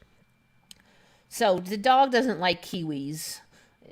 Wasn't a fruit eater. So I mashed it up into her normal food and I gave it to her. And then like the first day, I'm like, maybe she's like that much different. But, I was like, it could be just random up and down. I'm like, okay, just try to have belief. Try to have belief. So I kept giving it to her at every meal. She wouldn't eat it except for in her meal. And over the week, I noticed she was definitely better. And the kiwis did work. And I did not know why they were working at first, but then I researched them. And it turns out that kiwis have a very interesting digestive enzyme in them that helps digest proteins. Okay, so then I'm like, okay, well, if it's working and this is might be why. And so then I looked in protein digestion illnesses, and then I found one that might be what was causing her problem. So apparently there's some rare protein digestive illnesses that cause certain metabolites to build up in the system of an animal or a person and can cause them to have neurological conditions. And the conditions that it could cause were very similar to hers. And they said that it's somewhat of a liver problem, but it doesn't always show in liver testing, because we had all her liver tested and there was nothing. It wasn't vitamin C, unfortunately, no, because then it could have just been like anything. So then that gave me a pretty good clue. So I did cut her protein down some, and I started giving her more heavily digested protein, like cooked more and stuff. And then I kept adding the kiwi in, and we were able to completely control her condition until she was normal just by doing that. And she had been on all these heavy anti-inflammatories and stuff before that. And we were able to cut all of those out because of the kiwi. So that's why I do believe in it, because I didn't know about kiwi fruit. I had hardly even tasted more than 5 in my life, and it worked. But, it was, I don't know, it was a single-minded dedication that I don't always, it's difficult to wrangle, because when you have to, in order to think about it during a dream, you kind of have to think about it all day, every day, all day. And it's very hard to do that unless you're really consuming your life. But I was able to do it that time. And the other one I was able to do it for was my own B1 deficiency. It said thiamine all around was what the words were. And at first I thought it meant put thiamine on your skin, and I tried that and it doesn't work and it smells bad. But then I did supplement with thiamine B1, and it's helped me a lot. So those are the 2 times. So I do think that the answers are out there. Food is a real medicine. I do think so. I think a lot of what's wrong with us is certain too much of this, toxins, not enough of that. My father's deadly allergic to kiwis. Allergies are another thing. Immune system is off in an allergy. It's wonky. Probably some other things are like wonking it. Like I used to have all these allergies when I ate wheat, and I got rid of them all when I stopped eating wheat. And I don't know if it worked for everybody, but wheat was messing me up, man. And it still does. I get, even when I eat wheat. So there's this place that makes these really good sandwiches, like really good. So a couple weeks ago, I'm like, screw it, I'm going to eat one of these sandwiches. And I have to drive a distance because the local one was closed down. They lost their lease. And so so I drove all the way down there and I got one of these. And that's an interesting story because the guy who runs a place who I had not seen for years happened to be in there. And he saw me on TV when I was at that Mandela Effect conference that apparently they did make some kind of show out of. And he sees the Mandela. So the minute I walk in there, and all the people in my life have not seen me on TV. I never told anybody it was on there. And I actually haven't seen it myself. But he saw it, recognized me, and goes, you were on TV. You were on the, that Mandela Effect thing. And I'm like, yeah. And he goes, that's really weird, the Mandela effect. And he starts talking about Fruit Loops and this and that. And I really wanted to talk to him for a while, but then there was like a line behind me, so I couldn't. But so I went back there like 5 days later to see if I could catch him again to talk about the Mandela more. And he wasn't there, but I ordered another sandwich. So it was like 2 wheat sandwiches in 5 days. And my allergies were coming back just from those 2 freaking weak sandwiches. So I had to quit it. Yeah, I'm famous. One person recognized me. And that thing's been out for like 8 months. So I'm like, nobody watches it. Or I heard I was in it, but I'm like, maybe I was just in some little clip. And maybe I really was. I don't know. But pineapple gives me problems in the past. Not. Yeah, so I don't know. The whole bodies are changing. And I'm definitely... my whole way of eating has had to change. And I think it's the whole body changes and stuff. Like, I can't eat nearly as much. I get full easy. I gain weight easier. I don't think I used to need to take vitamins, but now I do. But now that I'm taking like the B1 and stuff, I feel better than I have in a really long time. So, does anyone have a formula for regenerating teeth? Okay, so I didn't regenerate them, but I was getting translucency on my teeth. And I did magnesium plus calcium and those 2.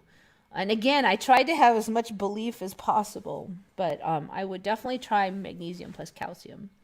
Make sure you get a calcium that's easy digest and a magnesium that is not oxide form. And I would probably some vitamin D would not hurt either. But anyway, that's what worked for getting it re-whitened my teeth, which is not supposed to be possible according to the hospitals or doctors. Their preferred thing is once you lose your whatever, what are they calling it? They're calling it the enamel, is the white part. I don't know. Once you lose your enamel, you'll never get it back. But that's not true. I have constant allergies last few years. No wheat, no shellfish. Yeah. So it seems like the wheat basically makes me have all the other allergies. And I don't claim to have all the answers, but if I don't eat the wheat, then the other allergies don't come back. And that's good because I have a cat now, and I used to be allergic to cats, so I can't have them coming back. Because I really like my kitty, and I can like stick my nose right in his fur and everything now. Minerals. Yeah, minerals. It just really, I think there's going to be answers to all of this stuff. There is. I think there is answers to all of this stuff. We just have to find them. The natural answers. Brush with baking soda. Wouldn't hurt. Any Mandels with the eyes might have been weird. I haven't really looked into them. I mean, we talked before about how where the retina is now, like the parts that get the light are now behind the tissues, and I remembered it reverse. So the light has to go all the way through all these tissues and then hit the photoreceptors. But that was a while ago for me. Anyway, hopefully I'm not still buffering it. It looks like this one's all right. Yeah. Oh, my hair is all messed up. My hair, it's like a big pain lately. I don't know. It's like my head got more pointy and my hair is kind of weird and I can't make my haircuts look good anymore. Tell my sisters about how coconut oil milk can help by dementia. Now they told me about this friend of theirs using it and now their memories are back. Interesting. Okay, so I have been having some good luck with coconut. So there's like this coconut drink at the Vietnamese restaurant I love to eat at. Since I don't eat wheat, I love the Asian restaurants because they have tons of food without wheat. I mean, they have rice noodles and coconut drinks. And so they have this coconut drink and it's really yummy. And I had noticed I felt a lot better on days I ate there. And I wondered if it was the coconut. So I actually started eating coconut cream here and I did feel a lot better. And then I was reading and it said monolaurin is believed to be really beneficial, and there's a lot of monolaurin in coconut cream. So I got the pure monolaurin, and you can get that from Amazon. And this stuff's really convenient. I feel great on it. One thing it does is it almost totally gets rid of all of my sugar cravings. They say monolaurin kills candida. I don't know for sure if that's what it's doing, but it's good. The only thing I would say is you got to work up slowly to it because it does change gut bacteria. I'm going to dig it up for you guys here. You can see my whole order history. Me, and then a bunch of this is Dave's stuff. Dave's been growing shrooms, but ordinary shrooms, not the magic kind. So there's all this shroom stuff. Apparently ordinary shrooms are like super easy to grow. Like super easy. So you can like grow shiitakes and all these ones. You just buy like the little mycelium seeds, and then you just put it in media, and you just keep it kind of moist, and they grow like really fast. Okay, this is the stuff, monolaurin supplement, Lauricidin.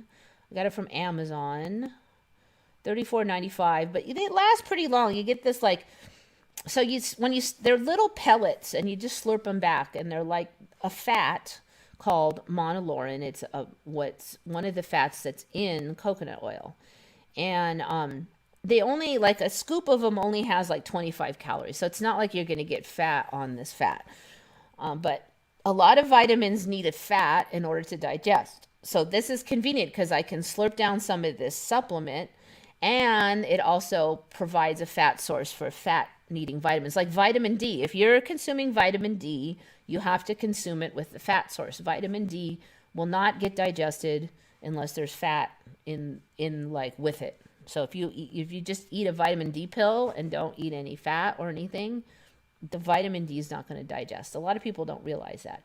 So with this Lauricidin, I can slurp some of the Lauricidin and then eat my vitamin D, and another vitamin or two that needs the fat can also be used with it. So this stuff, I don't know what it just makes me like not cravey food all the time. So it's just really convenient, and I feel more alert.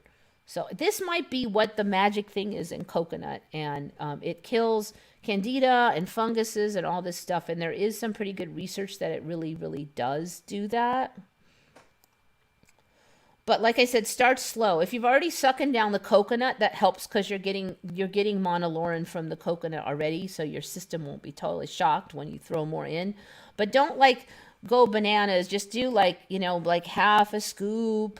And if your intestines might be a little burbly for a day or two, don't do any more until it settles down. And then like I can now do like 2-3 scoops of this, no problemos. But I usually just do 1 or 2 a day.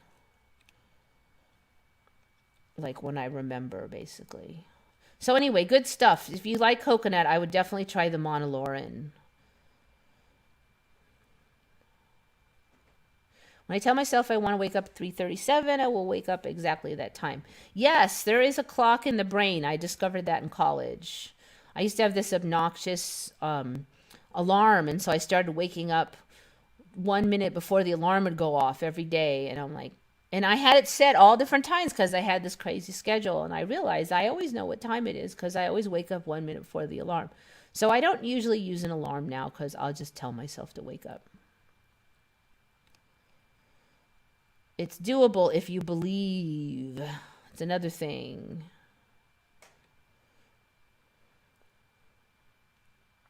So anyway, I don't, Kiwi was the magical solution for Sesame, my dog, because she had that specific protein processing problem.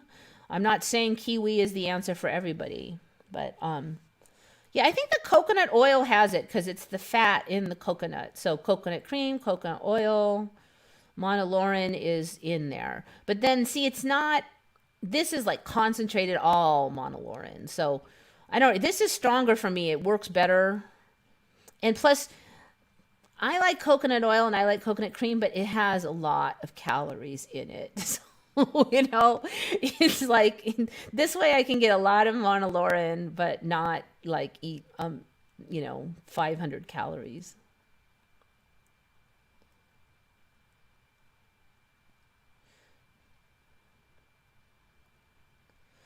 Yeah, also teeth problems. I would definitely do the oil swishing.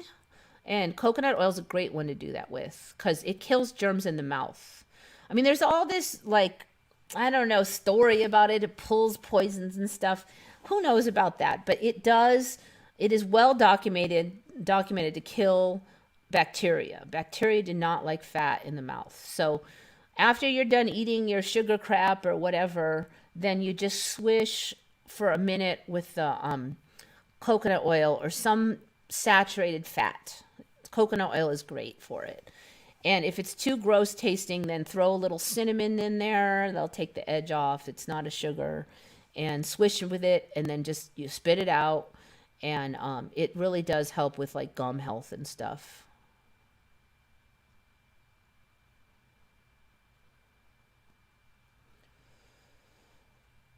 Okay, so what are we doing now? Man, I've done a lot of talking. Got that. Sound waves. Sound waves. Got you. All right. Have you ever heard of a Bible cyst? Like it's a lump on the wrist. I have never heard of this. This one is from Mark Tyus again. Let me make sure if I've got everybody. Okay, though. So the surf glider flying planes with the paper under it was from Mark Tyus. Thank you. Thank you. Thank you. Boogie Woogie Aphids, Mark Tyus. Thank you. Sound waves were me. So this ganglion thing, this is Mark Tyus again.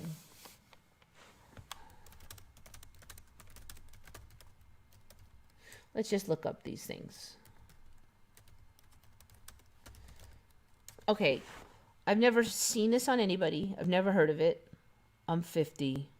Again, apparently there's this thing called a ganglion cyst. And they're harmless, and they're usually on the wrist somewhere in here. And they come up like around where these joints are. And they're totally disgusting looking. Look at them. So they think it's maybe like some of the, what do you call that? Like one of the membranes might pooch out somehow and then get fluid filled. So they call them a Bible cyst. You can get them in your ankles here too. There's certain spots right around like the joints where they come up. But the most common by far apparently is on the wrist somewhere. Either the front or back part. They're big, they're gross. I'd probably freak out if I had one. I mean, look at that. Ugh. So they're totally apparently just basically harmless. They look totally disgusting, and they call them Bible cysts. I have never heard of a Bible cyst. So they're saying like what percentage was it? 50 to 70% of all masses or cysts on the hand are these. So if you get a cyst or something on the hand, it's probably one of these things. So in the old days, they called them Bible cysts because they would put your hand on the table, and they would take a Bible, and that was like the only big book, and they would just whack it, and that would like smack it, and it would break the walls inside, and then all of this fluid would just drain back into the hand where it effing goes, and you basically would smack it down and it would be gone. So Mark Tyus gave me a video that showed like somebody having this done, and it totally worked. She had this big lump, and they smack it, and it was gone. It was gone. Blah. I have never heard of this thing. So it's interesting because when you look it up in the, let's just do this way. I've already have it looked up. I'm not going to do that video because it was kind of creepy. I mean, it just, I don't know. Wiki. Okay, so when they talk about these ganglion cysts, they're like, oh no, you can't smack them with the Bible. You have to immobilize your hand, or you can have it surgically aspirated. And the reason they said you can't smack it with a Bible is because you might damage your hand by smacking it too hard. And it seems a little bit unlikely to me that a floppy, heavy Bible, unless you really were wailing on it, I don't think you're going to break a bone or anything. But that was their story, that instead you have to pay a doctor to do it. I frankly, if I get one of these, I'm going with the Bible thing first.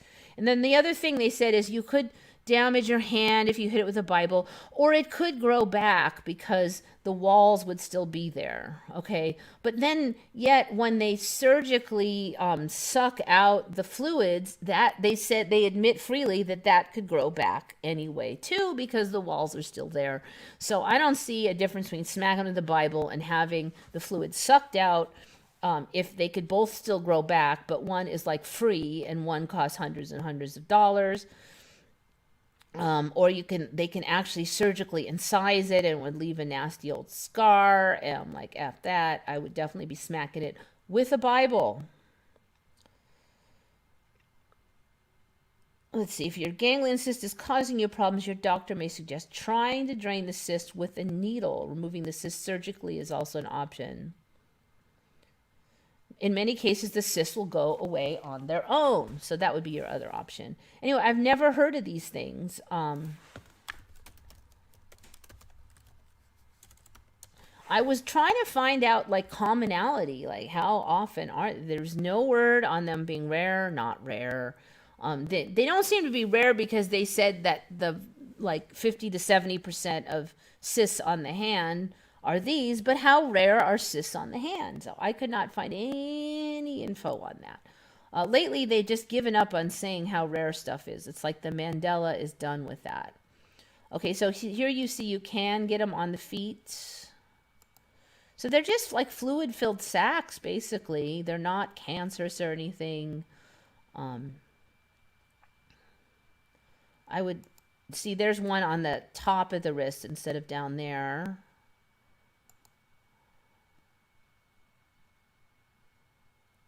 I would definitely try either poking it with a needle or smacking it with a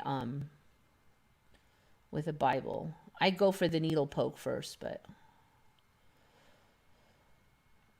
so here they're gonna suck out. I'm not gonna show that. It's gross. Anyway, yeah, I don't know. You ever heard of anybody having this thing? Because not me.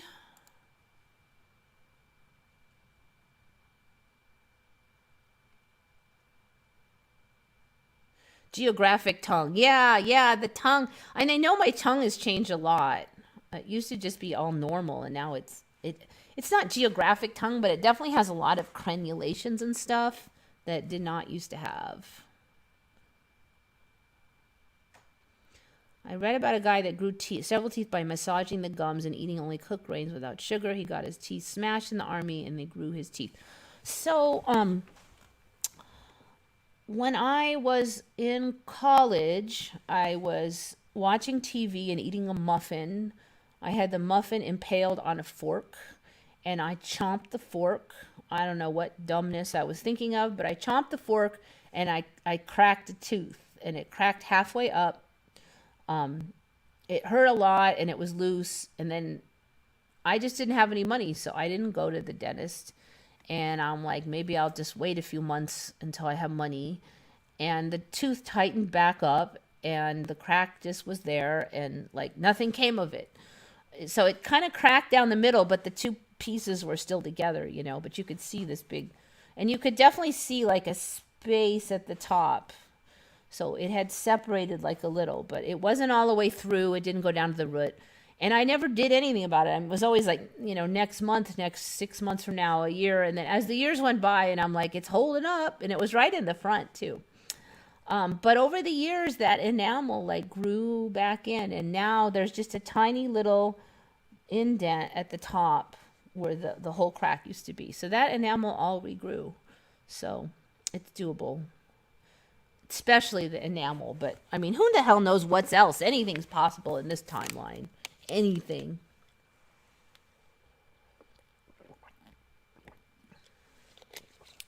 I'm not big on manifesting thing because I want to be sure what's behind. I don't want to lose my soul. You know, I just try not to think bad things. Like don't be hateful, angry, judgmental, those things. Try to be loving, kind, caring, and helpful. I mean, I'm not saying, trust a mass murderer or anything. Use your common sense. But, spread that which you want the world to have, and that's manifesting. I mean, you don't have to specifically say, I want a Ferrari or something, hope for good things for the people around you. That's manifesting. It doesn't have to be a whole fancy thing. A lot of the lessons in the Bible are also manifesting, There's a whole sermon thing on not judging others and look to yourself and, look at your own issues instead of finger pointing at everybody else and those kind of things.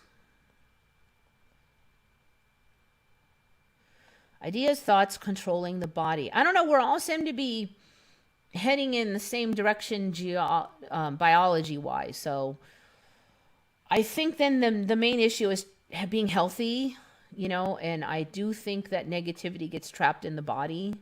So if you've got issues, you can look at the old Dolores Cannon stuff. She has a lot of interesting things like on that. It does seem like it's kind of might be right, and it might be more and more right in the new timelines. But so like her thing was, if you have a lot of hatred and anger that you bottle up, that can manifest in cancer very easily. So you got to let it go, hatred and anger. Try to forgive. I mean, that's not to say you think if people did bad things, you're not saying it's right or it's fine, but don't hold the hatred and anger in. Let it go, because you're just poisoning yourself. That's her.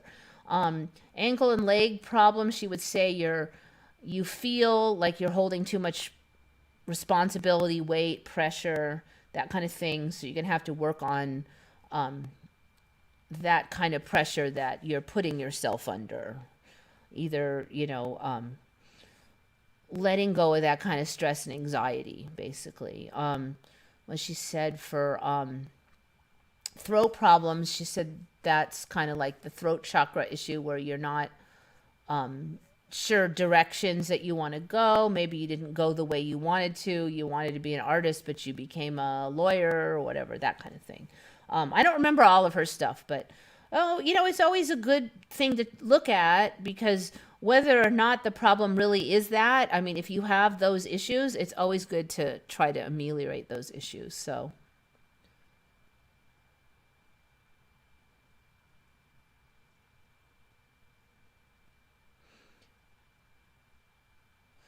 My dad's doctor told him in the 1990s to whack it with a phone book several times. It worked. Came back once, so he whacked it again. Oh, so he had that ganglion cyst. Interesting. 1990s. Yeah, smacking with a Bible is too easy and costs nothing. Exactly. I don't really see any advantage to any of these other things. Oh, you might hurt your hand. I mean, you're not going to, wind up like some WWF guy with 500 muscles smacking it full force with the Bible, so I don't think you're going to hurt your hand that way. Yeah, if it's not fluid filled, then it might not be a ganglion, so then you'd want to have it checked. I've been trying to manifest unicorns. Yeah, the problem with those is that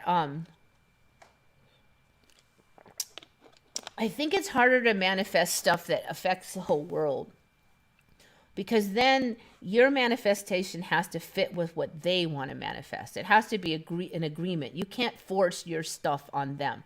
So if it's just your little world, your body, maybe you have, I think, the most control over your own body, and then your house and your yard, and what happens when you're in your own little life.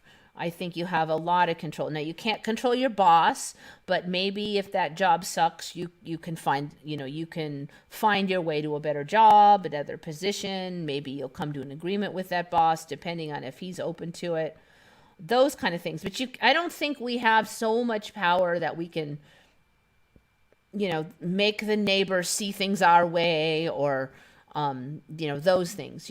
Then it's an agreement issue. So unicorns might be an agreement issue. The world may not be ready for unicorns yet. Did I miss you talking about the new babies being born since the start of the pandemic? I don't think I talked about that, did I? I don't recall anything specifically. Oh, to have parents showing babies being days old doing incredible things. Yeah, I've heard some rumor mill about it. Somebody else was saying that they've been hearing about that. I have not heard much about it, but I have said for a while now that I think babies can do a lot more. I've been saying that for like a year at least. Things that are just, climbing abilities and stuff. I feel like they are definitely advanced from where they were before. And there's definitely people who's just saying, oh, well, some babies are more advanced than others and blah, blah. But I don't know. There's been a whole trend that way. And it makes sense. We're upgrading. The whole body's upgrading. So it kind of fits with the whole pattern too. So yeah, I'm open to it. I have not seen anything specifically, but it sounds very possible to me.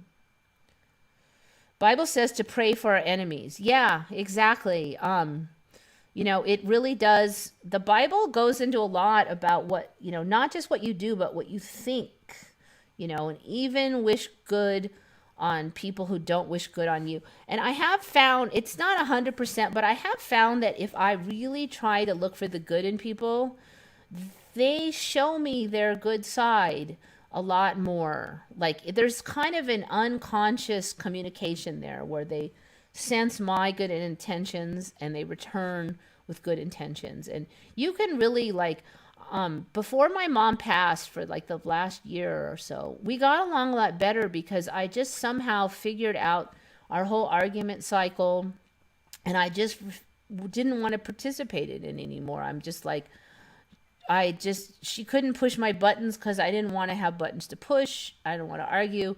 Every time she started to start a fight, I just was like, I don't want to, I'll see you later. And I wouldn't get riled up, and it just changed. And she stopped trying to fight with me because she knew I wasn't going to do it. And so she would just go fight with someone else. And so we didn't fight anymore because I changed something in me where I just, instead of getting mad and all that, I just like, I don't want to do it. I'll see you later. And I didn't even get mad. I just, and she sensed that, pretty fast. She knew. So like when I've just been trying to like really, when you meet people and maybe they were a little rude to you or they were a little irritating, and I try to, I'm not like I'm an idiot. Maybe they are a rude person, but I try to look for the good, in the person. And not that I'm excusing it totally, but I'm, hey, look, this person's not a mass murderer, probably, and, they pay their bills and they do, so what if they were kind of crabby? I try to let it go. I may not offer for them to come to Thanksgiving dinner, but I can still look for the better in them. And it just seems like you find the better in people. Like the more you think good about them, the more they are good. So it's worth it. And people are nicer to you too.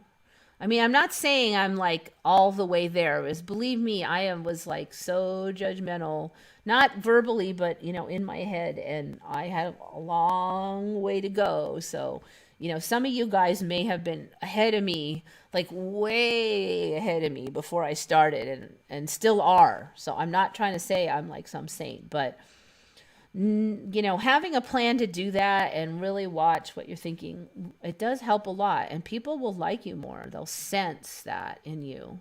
You'll get in less fights. I sent you a video of black-eyed newborns last week. Oh, was that on... remember when I said that on Retcon I couldn't find a bunch of your things you sent me. I went through my history and I couldn't find it. So I don't know if that was in it. The ones that you sent me on Retconned. Pandemic babies. Okay, let's check it out. Pandemic babies. I mean, if we're going into a new time now, and a lot of people are losing the timeline. I mean, it could be that we're just, we have a big jump in the species.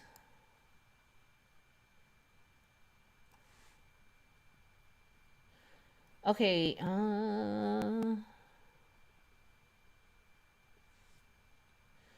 right. Well, none of this is good. Pandemic effects may have lowered babies' IQs.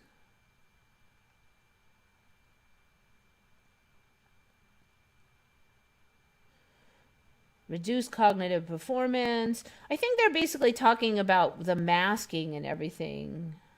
All right, let's try this TikTok trend because that might be more.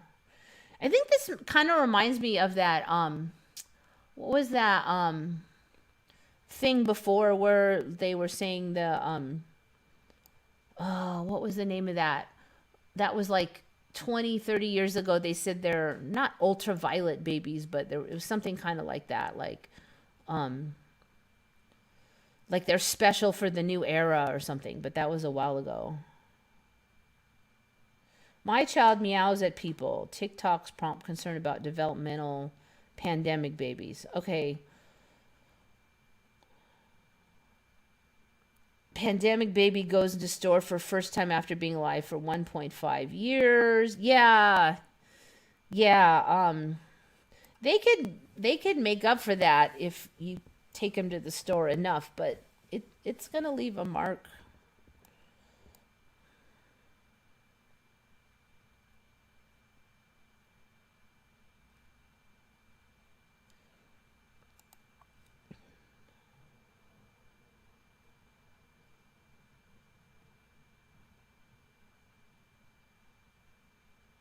Why dignify people without responses? Many bogus actions do not need reply or comment.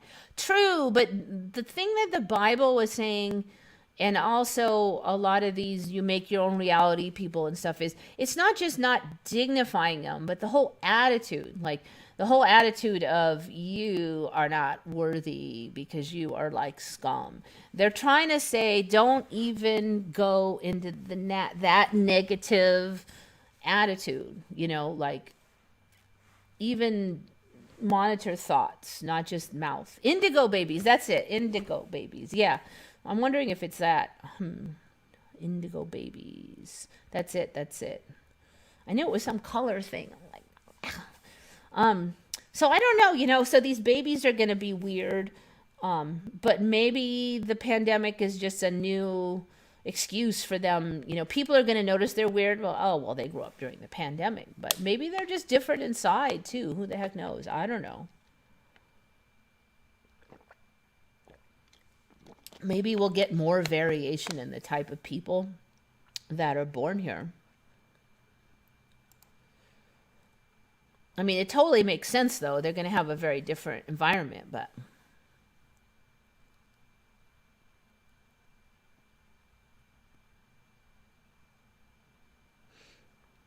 all right, so where am I here? Blah.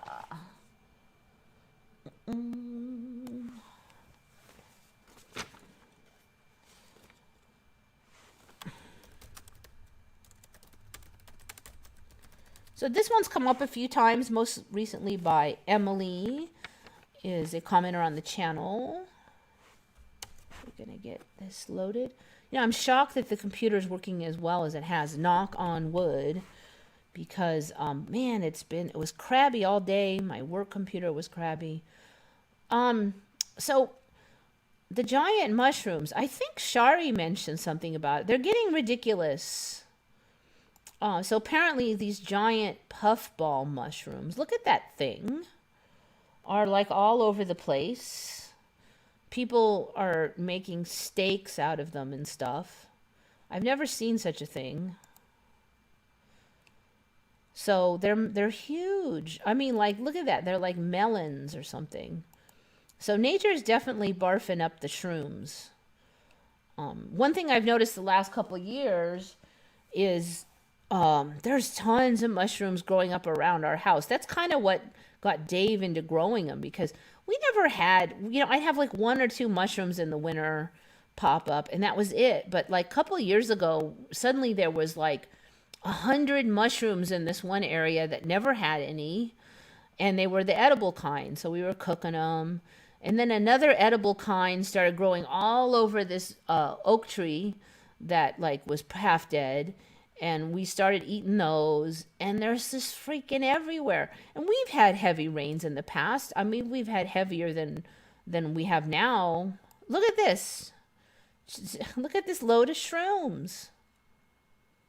I mean, that's insane. So we're getting all these like free chow, basically. Ooh, I didn't know they look like that inside. That's kind of creepy.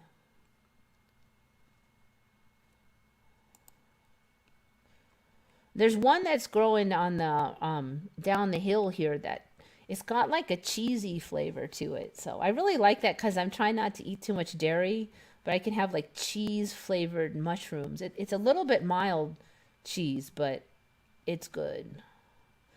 And when they're fresh, oh my God. So check this out, 6 delicious. Okay, maybe this one they're small, they're all dark like that. Look at that, it's just a solid slab. It's like tofu. And you don't even, these are so easy to grow and they just show up in the winter season when there's not a lot of other fruits available. Suddenly you've got that. It's cool. So yeah, yum. Nature is providing us with some chow. I think I got that whole page done.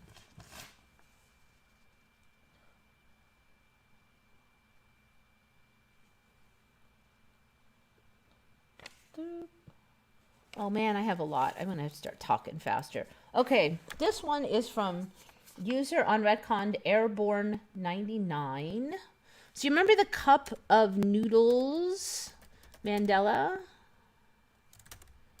So it unmandela'd, or it's a Mandela that it's not a Mandela, or it's a historical flip-flop. I don't know how to call it, but it has changed. So the original Mandela was that Cup of Noodles changed to Cup Noodles without the O. Actually, it is Cup Noodles. Okay, but it never was Cup of Noodles for the longest time. And this was a big Mandela. A lot of people looked it up.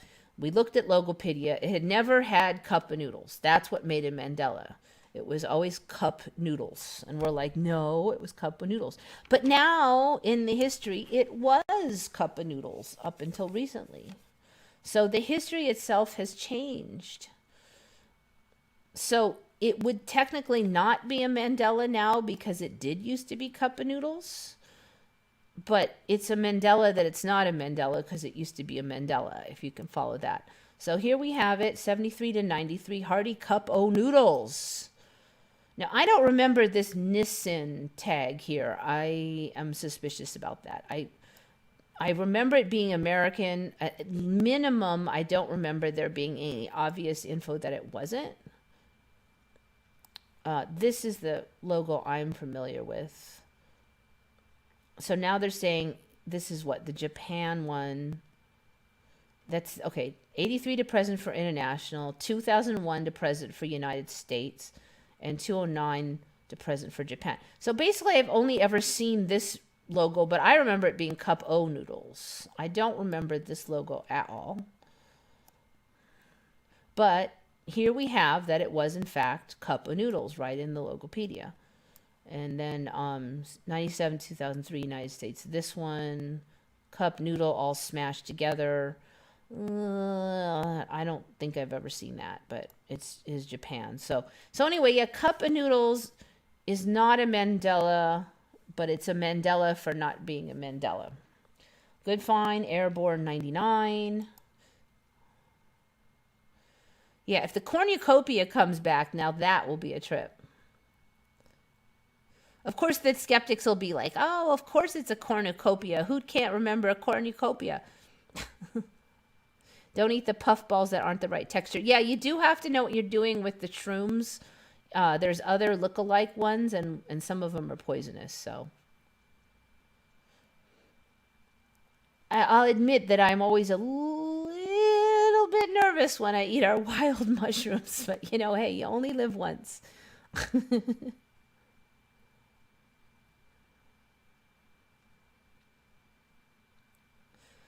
So yeah, see, now you remember Cup of Noodles because it was Cup of Noodles. But do you remember the Mandela of the Cup of Noodles? Yeah, a couple years ago. But now it's just not a Mandela.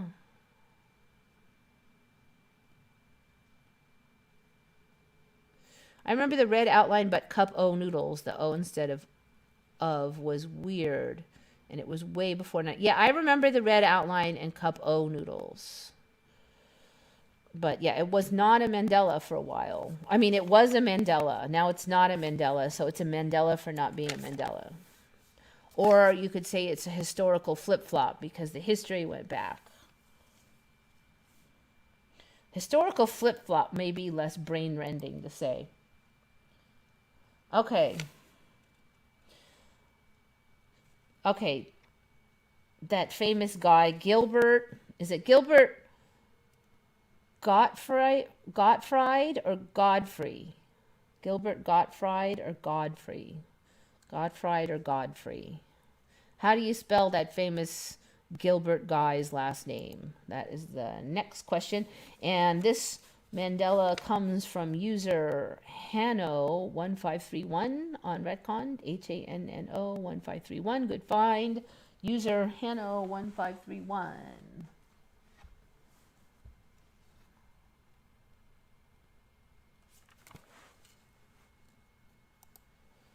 I'll let you guys answer that one from memory. No cheating, no looking it up.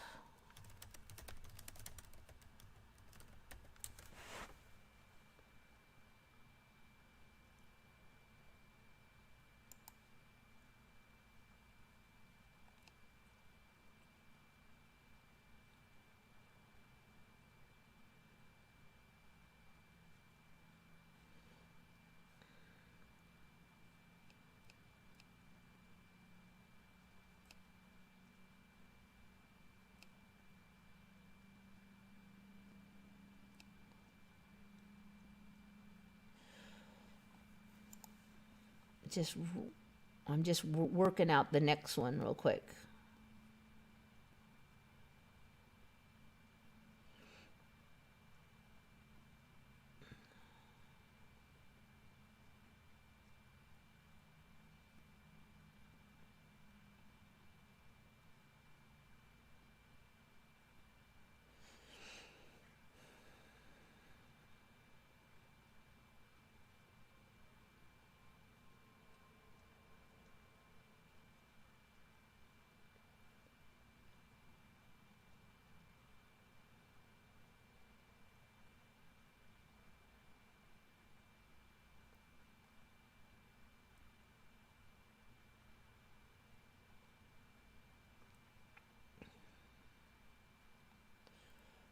Shari Deed remembers Godfrey.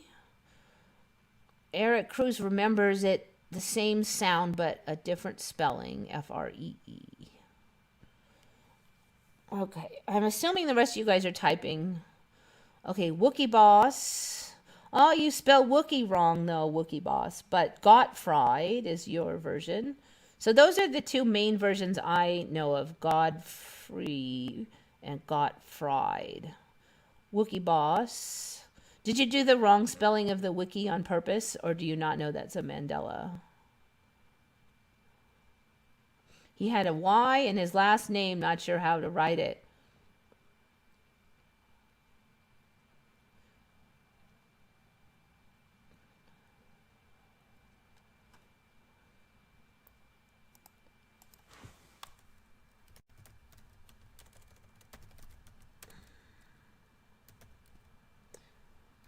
All right, I'm going to try my old way. So for me, it was Godfrey, but spelled Frey, so it looks like Frey. So, and there was one D on the God.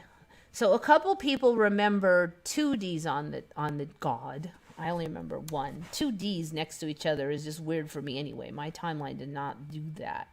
All right, so I type in Gilbert Godfrey, Frey, and magically Google knows that what I really mean is this guy, Gottfried. I have never heard of that last name.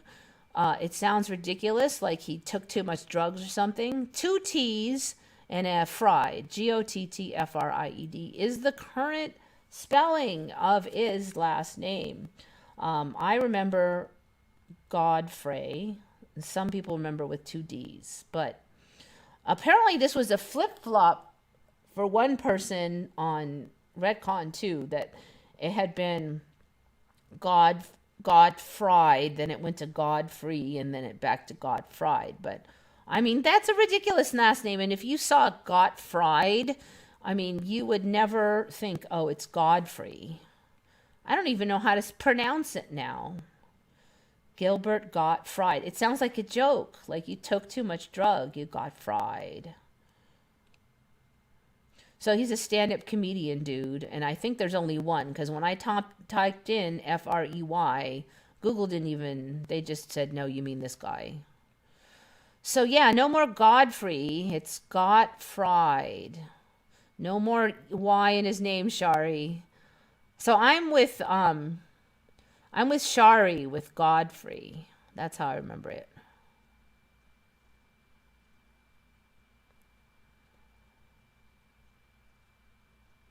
So Angels remembers Gottfried, no memory.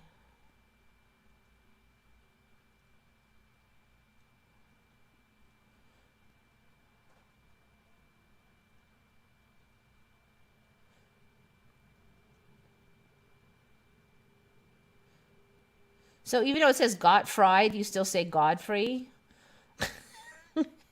I could see the T's being a D, but I don't see how fried becomes free.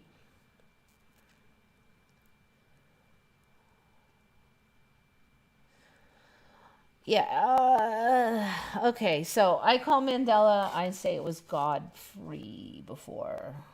All right, so that was a quickie. This one I just thought it was interesting. They're calling, it's got a weird name already. The birth of wetware. Yeah, so you've heard software, hardware. Now it's wetware. So this is why it's creepy, and it's more transhumanism preparation, I think. But basically, they're growing neurons, in some case human ones, and they're somehow combining them with chips, like electronic chips, and they're using them as like a combo computer, like these neurons plus chips. And so they're already pretty far along, apparently, in the story here. So the trick is to keep the neurons alive a long time. So some places are claiming they could do it hundreds of days, and then, like, I don't know what happens after that, but it's this thing. So neuron silicon hybrid chip. So, I mean, once they could do that, I mean, transhumanism is pretty easy. It's around the corner, I think, anyway. I don't want to say pretty easy, but I think the reality will make it easy or fast. So anyway, the wetware, that's what they're calling it. He believes that cognition is an inherent emergent property that will inevitably result when a complex enough network of neurons fire together to make sense of the surrounding world. Well, and if you're putting freaking neurons on there, so apparently this is one of their systems here. I mean, you're putting like human neurons on there, then you can pretty much expect sentience once you get enough of those things. So right now they're just using it for sniffing, of all things, like how to tell what scents are like recognizable by humans, or they're, you know, developing perfumes and stuff like that. That's what they're using the tech for right now. But I have a feeling there's going to be more. So it's called wetware, just so you know. So, I mean, not a Mandela technically, but I do think that this the rate that the tech is showing up is just ridiculous. I mean, it's showing up so fast that it has to go backward in time, basically. Andorra is 100% Mandela effect. I agree. I didn't have an Andorra.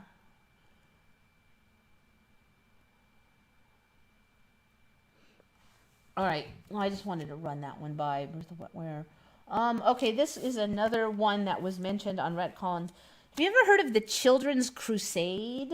This one is by user Loltapir, Loltapir.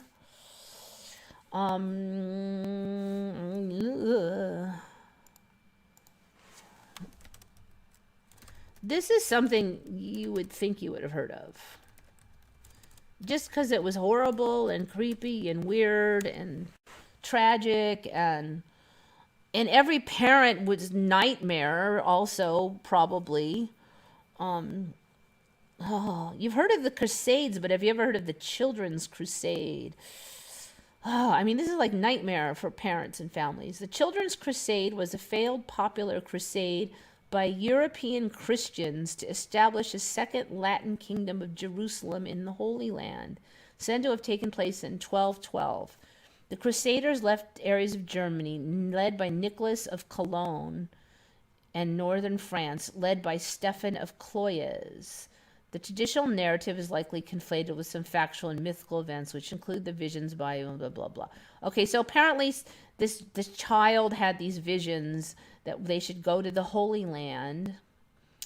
And so he organized bands of children to march. Like, I guess the children were all going to go to the Holy Land. But what really happened was most of them supposedly got sold into slavery in Tunis.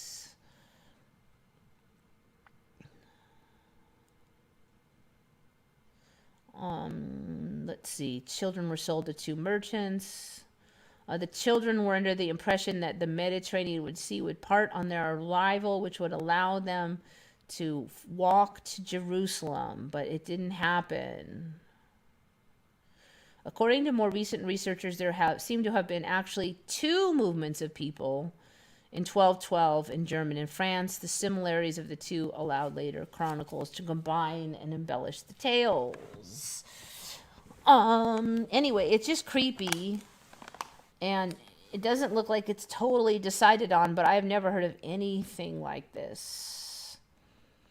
The second movement was led by a 12-year-old French shepherd boy named Stephen of Cloyes, who said in June that he bore a letter for the King of France from Jesus. Large gangs of youth around his age were drawn to him, most of whom claimed to possess special gifts of God and thought themselves miracle workers. Attracting a following of over 30,000 adults and children, he went to Saint Denis, where he was reported to cause miracles. On the orders of Philip II, advised by the University of Paris, the people were implored to return home. Philip himself did not appear impressed, especially since his unexpected visitors were led by a mere child, and refused to take them seriously, blah, blah, blah.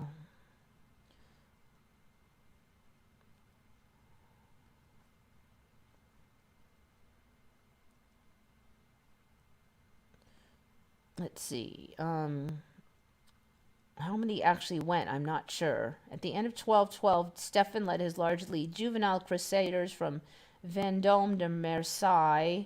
They survived by begging for food, while the vast majority seem to have been disheartened by the hardship of this journey and returned to families.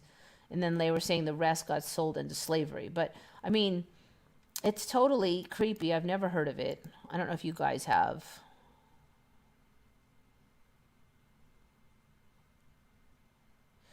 Children's Crusade popped up end of 2018 and got well known in 2019. I must have missed the party. The thing is with that's weird is there's been a lot of yammer about the Tartaria people saying that there was these weird batches of orphans showing up in a lot of the photos. So there's like a whole what's up with all the orphans thing and where did they come from. So I'm kind of looking at that going,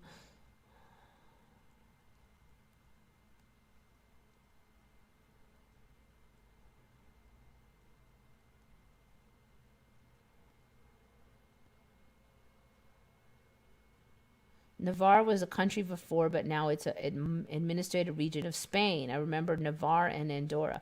Huh. So your timeline is responsible for Andorra. I see how it is, Intrepid.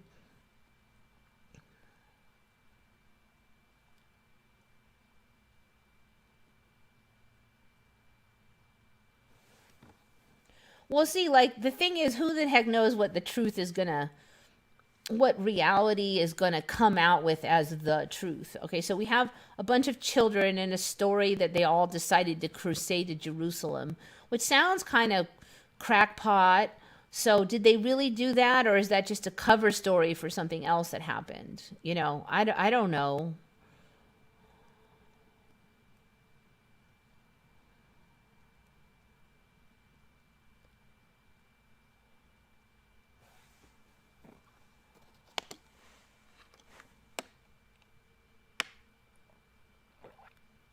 Oh yeah, and the incubator babies. Like, I've had the incubators on here. All these, like, they incubators before their time thing, and then all these babies.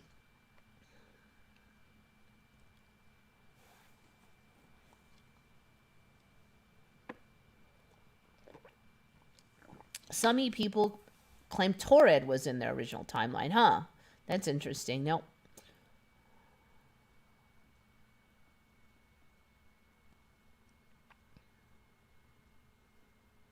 Anyone always have a weird feeling when seeing the ocean scenes and Escape from Witch Mountain? Dang, I don't remember what they look like. All I remember is the man from Torrid. Even that kind of showed up for me. Like, I didn't hear it until maybe 10 years ago, this man from Torrid.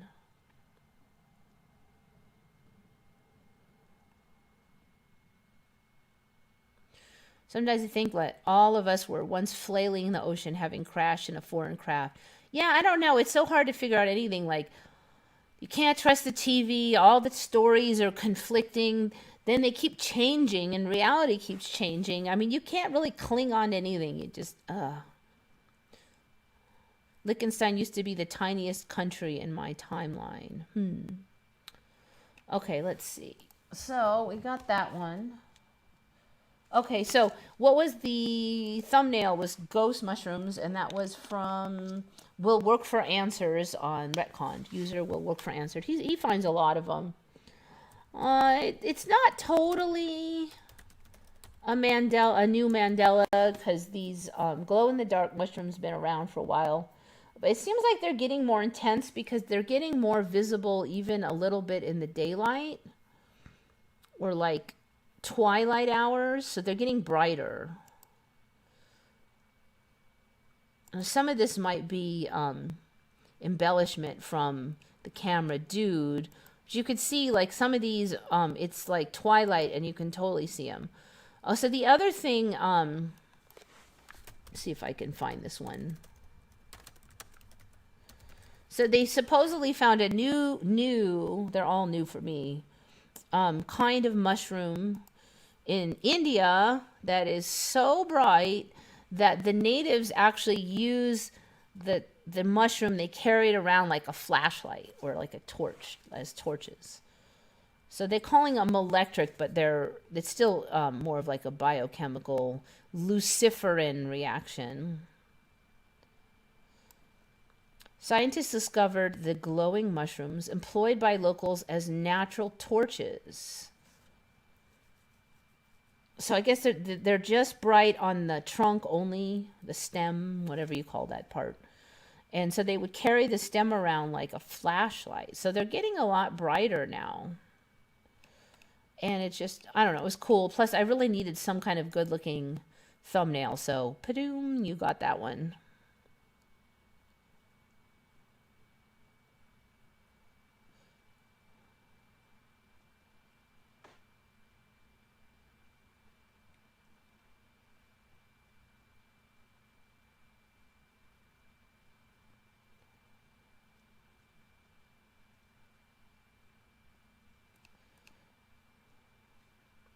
I mean, it makes sense. You know, it seems like we're getting like the world of that movie Avatar. I mean, we're getting all this glow in the dark stuff. There's some really pretty scenery. You know, you get these fluttering branches due to these aphids and stuff. More and more plants can move on their own. So that is one thing that's really interesting. Oh, let me see. I might be done. The wetware children's ghost mushrooms. Yes, I think that's it. Cup of Noodles. Yeah, wait. One more. Uno más. Miyazaki reality. Yep.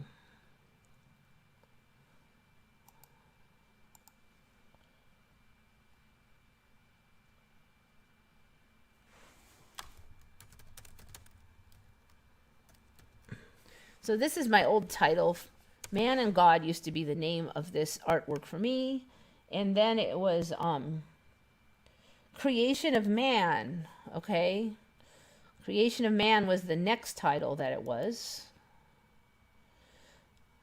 Ooh. Now, I used to type in man and God and I would get it. That's interesting. It knew. But now it doesn't. I'm going to type in Creation of Man and see if I get it. I still get it with Creation of Man, even though that is technically wrong. So the real title now is Creation of Adam.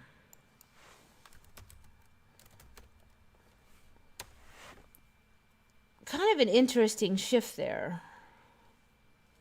See if I can find the whole thing. Why is it so hard? I don't want just the hands. You know, in my old timeline, the hands were really far apart. Oh, look at this. This is some interesting residue. Because look at how much higher God is on this one. That looks a lot more like the old way. But for me, this hand would still have been further away, but it was high like that. Boink. This one might be it. I probably should try to scrape up my residue ones on my computer, but sometimes it takes so long to load. See, I'm not finding it. All right. We'll have to do something drastic here. Indicator photos. Hopefully it will load sometime this Mandela, this millennia. Oh, not too bad. Blink.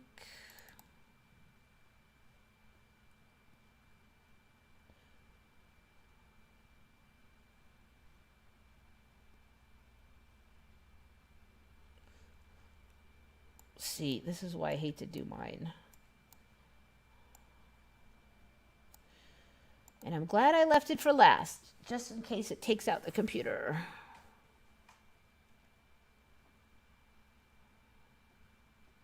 I call the mushrooms a torch, meaning that, not a flashlight. Yeah, they're saying it. So in the UK, a torch is a flashlight, but in America, it would be a burning stick. And there's kind of a funny story about that because when that channel called Mandela Affected was on, he was telling a story about how they snuck into some wildlife area where they weren't really supposed to be, and the police didn't want him in there, so they were kind of trying to catch him. And so they're like, yeah, they were chasing us with torches.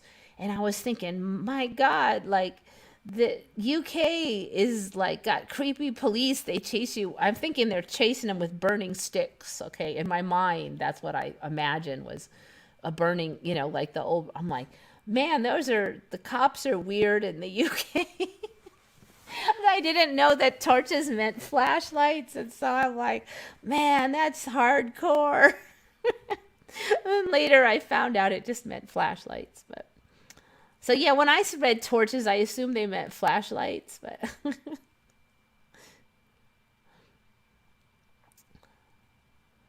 I'm thinking it was like some UK person.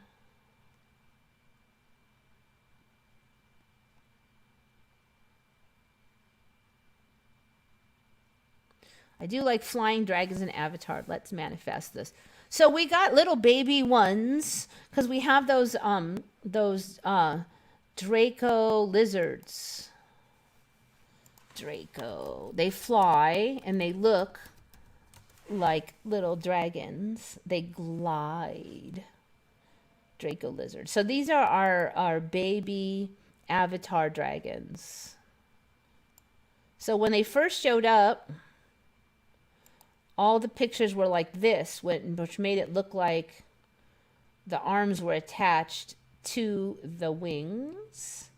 And then suddenly we saw a bunch like this, which showed them not attached to the wings. So now they aren't, but I think they were at first. But now they're like separate wings. So before they were spread with this arms, but now they're separate wings. So they're growing their own separate wings, basically. So first they had the arms, and then then they had the webbing, and then it just kind of grew. It's sneaky like that. That's how the Mandela likes to be. So these are our little baby dragons. They can fly. They're very cute. There's a million kinds of them. I think that's a fake one. They have all these different colors. I'm just waiting for them to like spit some kind of brimstone or something. I think it's totally coming. Oh, look, they can run on water. Woohoo.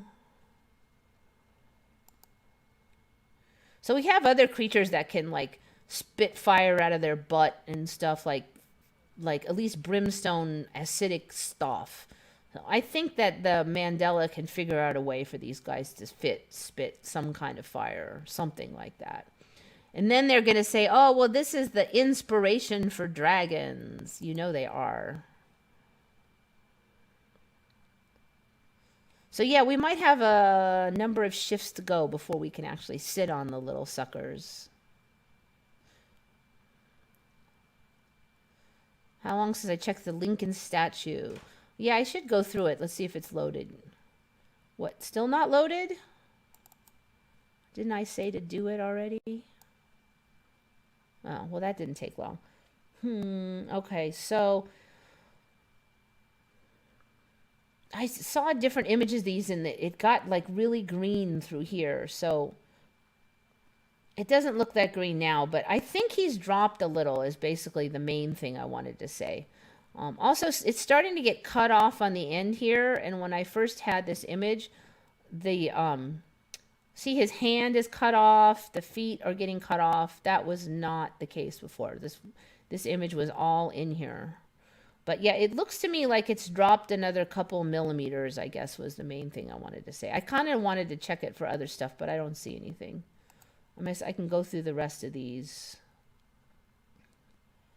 The patina on this looks weird. It's kind of greenish. I do not remember the pedestal having all this green patina. Is there something else different about that pedestal? It looks... I think this has changed somehow. This square with the circle... Something's different on this. Besides the patina, the shape. It's interesting. Okay, I can't quite put my finger on it, but this pie shape, that's just not... It was nicer looking before. Now it's a square thing with an upside down pan with a... It looks like a dish to collect water under a pot. Something's off with that. The color is off. I always notice the color first.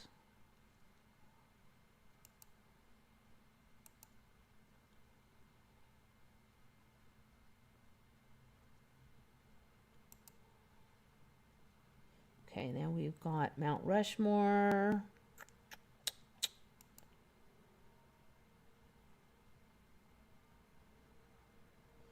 Wow, look at that. Even the original painting, they didn't stuff the whole image into the frame. That's interesting. Look at his hands almost getting cut off here. I can't imagine.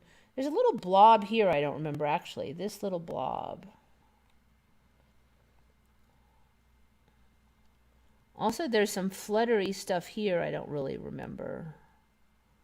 This was the only fabric. Now there looks like an additional bit of fabric out the legs over here. Okay, so a little bit going on with there. Yeah, look at that. It's actually cut out in the frame. Why wouldn't the painter just make that a little tighter so it fit?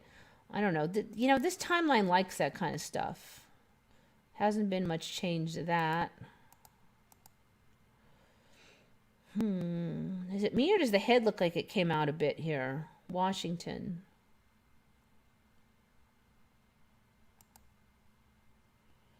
I'm a little suspicious of this head having turned a little more.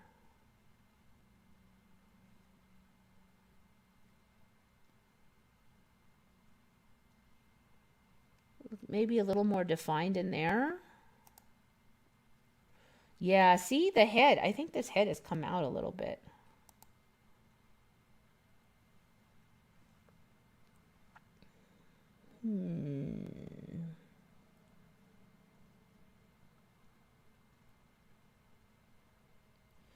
I think his hair, Lincoln's hair has moved over a little too. His little tufts of hair were not right over the gun before. It was over here. So these hair tufts have slid over. I wonder if they're going to combine with the gun or something. Look at, they're way over here now. That was not how it was. He didn't have this big a blob over here. This was cut out more. Those hair twisties were like over here. They were not in the gun like that. I call this thing the gun. I don't know what it is, but it looks like a gun. We've never been able to get any mention of what this is. It wasn't in my original timeline, but it has been there a while. See this head. I think this head has turned more. Look. Yeah, it's pulled out. Almost his whole back of his head's out now. Interesting.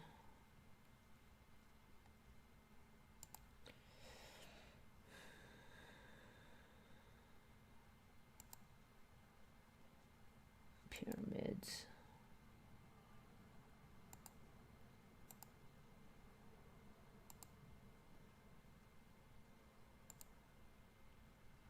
Oh, see, it's all green. So before we had these purpley blotches, originally we did not have those, and then those have been in for a while, but now it's all green. This is the same image as before, so you can't say it's patinaed. So yeah, color change, color change. Look at how green it is.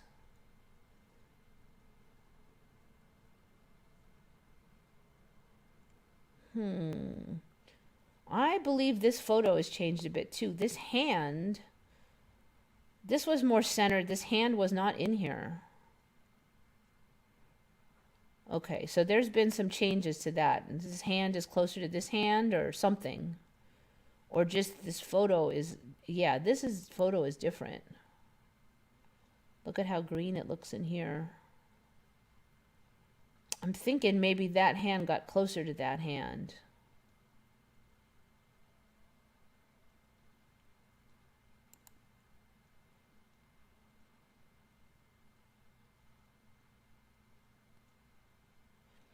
Okay, this one's changed too. This did not used to have a circle connected to this. The uplifted leg is revealing grace. It just showed this leg. This leg is not uplifted. So there's no reason for that to be attached. So that has changed.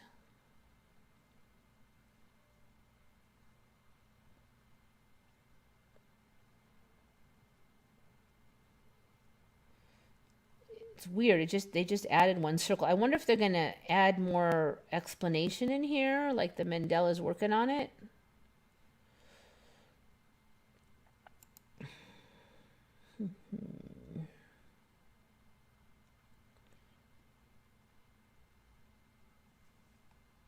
Oh, this just looks a little more shabby every time. The ears don't look like they match up now. This one is like higher than that one. The enclave around the pyramids gets bigger and bigger. So the overall photo looks the same, but the size of the pyramids compared to it keeps shrinking. So originally the pyramids were big in here. That is so sneaky. So the image stays the same almost, but the dimension difference changes. Looks like maybe a little more chewing around the neck here. Wait, one more thing. There's a weird divot right there I don't remember in his hair too. Should probably look at this thing. Not real obvious difference from before.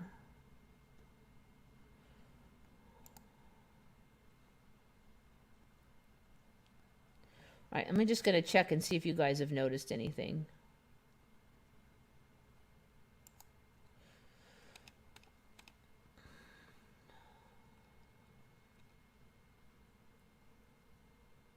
God on the same level as man now. He's actually lower, and he has been shrinking. It's gone really slowly, but God is now lower than man.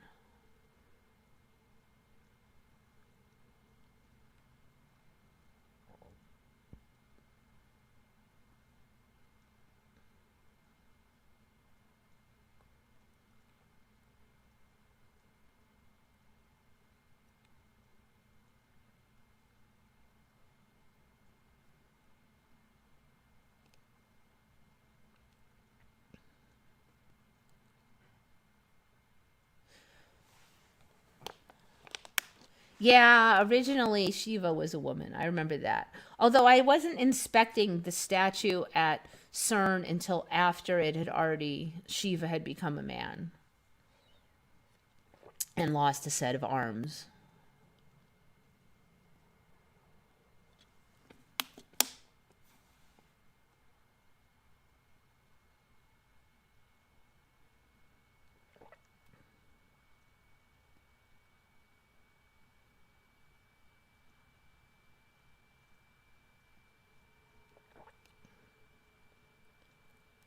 Was Draco Malfoy evil or not? Interesting question. I don't know if it had really been like decided yet. I mean, it was obvious that a lot of times Draco Malfoy was acting out of his own insecurities and desires to live up to his family's teachings and, you know, be superior. But there were definitely times when he didn't like being a total jerk. So he obviously wasn't totally evil. I think he was definitely leaning that way, but there was still hope for him. But I think in the end, you don't really know. You don't really know.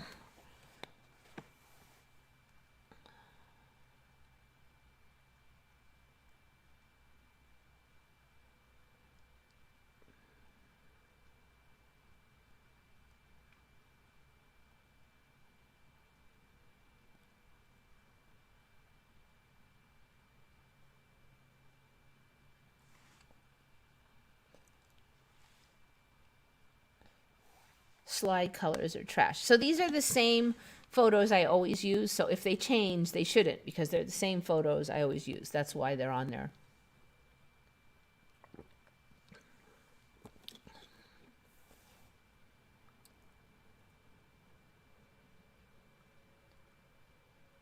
Lincoln's head has gone down.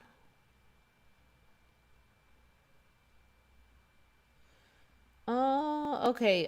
What do you call that statue of Lincoln with the scarf? Yeah, I haven't looked at that one in a while. So Lincoln was lower for me for a while now, though. Not way back, but it has been a while. And what's the one next to Lincoln? He had glasses for a while now. Shiva's androgynous. Yeah, it's getting all complicated. So first it was a female, then it was a male, then it had two forms and the blah blah, and I don't know. That one's so shifty.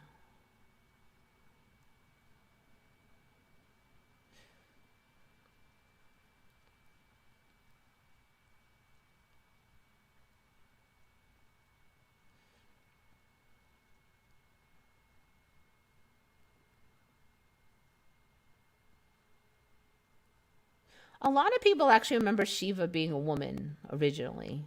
It's a pretty popular Mandela. And blue. But now there's another character that I had not heard of until recently that is that.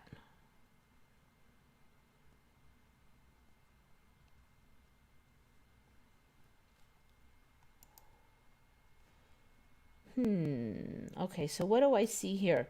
This head looks different. It's too close to this one, and it's too white. There's a slight shift right in here with these two. This guy's head was not like mashed on the back of this guy's forehead was not mashed on the back of this guy's head before. These ones look about right. There's something going on right in here though. I mean, the whole thing has changed from my original, but I'm just talking about more recent changes. Oh, I'm trying to see if there's food on Jesus's plate. So there was no food on his plates, and then he had food, and now it looks like he's got 3 plates. I thought he just had 2 plates. There might be food on that 3rd plate, but good luck telling. Let me see if I can make it bigger. Doesn't help much. Now you can't really tell if he has food.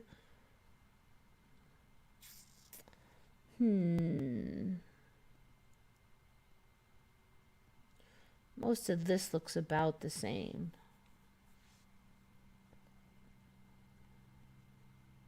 I feel like these little squares are slowly rising up. I don't even know what they are, but they're kind of slowly sneaking up back here, and I have yet to read what these things are, or even these are supposed to be, but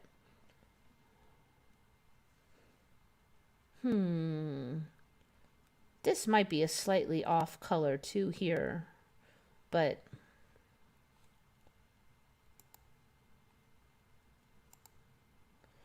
let's see. All right, we talked about the changes in the feet before. This one I've covered recently. I don't see anything that I didn't cover a couple weeks ago.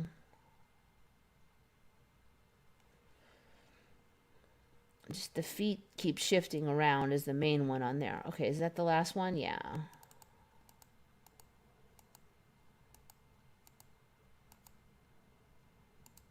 So green now.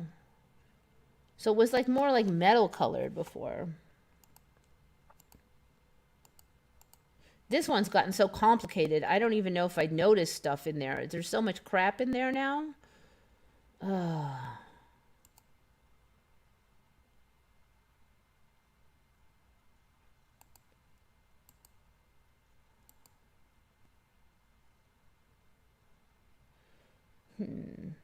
Looks like this lapel is a lot more observable too right here.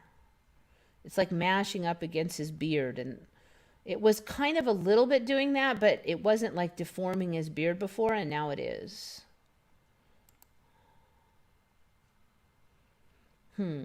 So these two have been low for a while for me, but I agree that they weren't that low originally, definitely.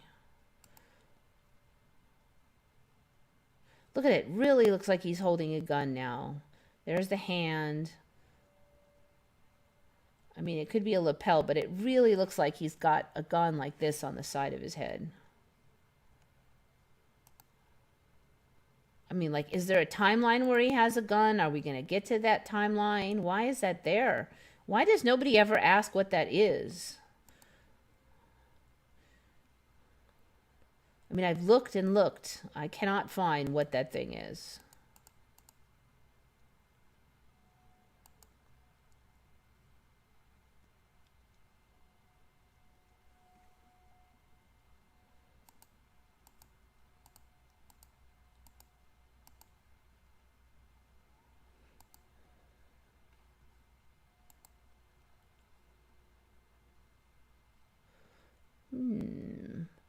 Okay, one other thing here. When this first showed up, I don't think it had that much face in it. It looks like the hair is growing into another bumbly haired female, maybe like this one with blonder hair. It looks like maybe an older person again. A lot of these are aging. So you can see he's got basically a hot female on his arm, under his arm now, who's naked. Those used to be cherubs in there, not like adults. So that's just creepy.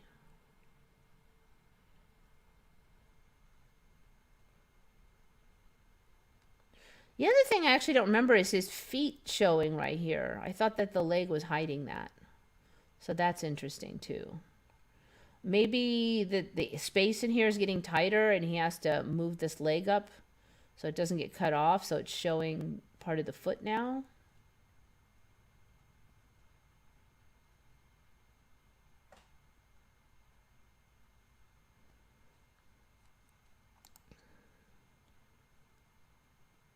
Oh, interesting.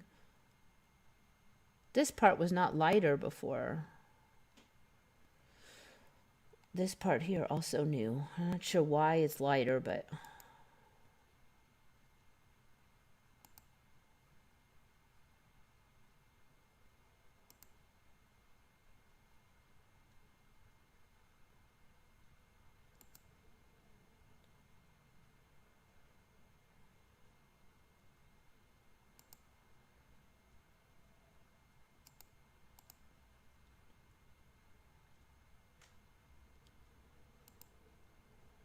Wow, look at the damage in there.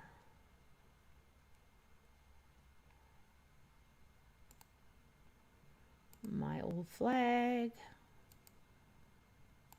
All right, that's it for those. So I think that's about it for me. Let's see what you guys are up to. Yatuki 001 is in. Welcome, welcome. Fortunately, we're almost closing it up now.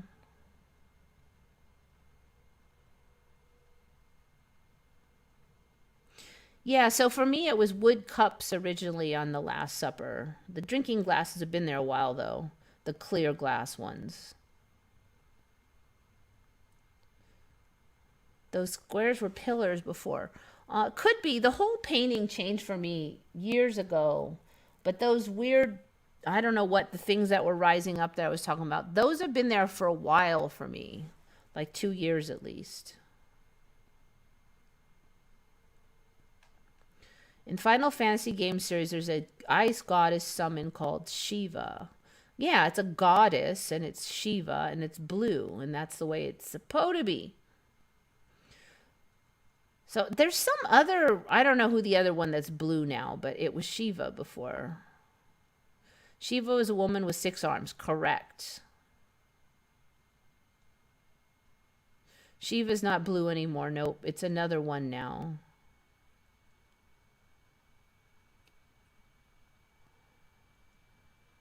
I'm running out of brain cells to remember all the new ones. So sometimes I just go, that's it. I'm not looking at the new ones. They're probably shifting all over the place because the new ones, new stuff shifts a lot.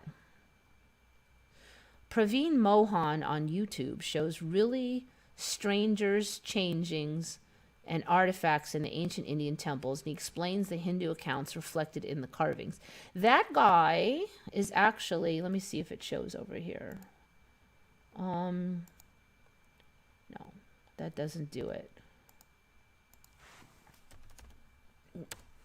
That's interesting because I actually have started watching him, Praveen. The link. I'll find his channel.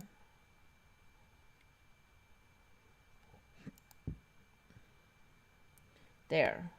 See, it's pretty high. So this guy, Praveen Mohan, has some really interesting videos if you like the old Indian stuff. So he points out a lot of really weird carvings and why they're weird. And like it's kind of like ancient tech India style stuff. And he knows a ton about the Hindu religions and stuff. He is Indian. and he knows the material. So when he looks at these ancient carvings, he knows like this refers to this one, and this carving is depicting this, and he knows all that stuff. But then he also knows when stuff is weird, and this is not supposed to be like this, and blah, blah, blah. So this guy is really sharp too. So he has a little bit of wild ideas, and sometimes I think he might be going a little too far. But a lot of times he really backs it up with some really interesting evidence. And, how can I even say what's too far, since I follow the Mandela effect? And you can also just see a lot of the new stuff that's like Mandela's for me, like ancient stuff showing up. So this guy is really good, Praveen Mohan. So as you can see, I already follow him. So I agree with you, LaDonna Young, very much. Everything is closer together on Circle Man. Yep. Unless Jesus appears in your lounge room, I cannot picture him holding a drinking glass. Yeah, no, it was all wood for me.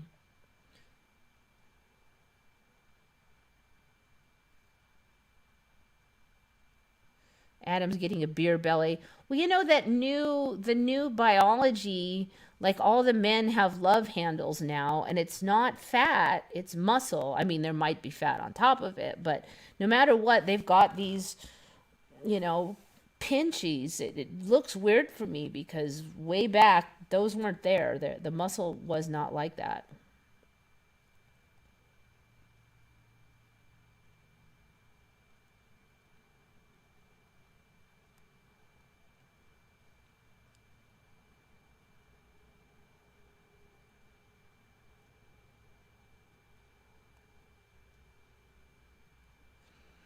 Yeah, I didn't even do the, we should go take a check at Sistine Chapel. God's butt. I haven't looked at this one in a while. My nose is itchy. How much butt is showing? So this is a Mandela, but it's been around a while.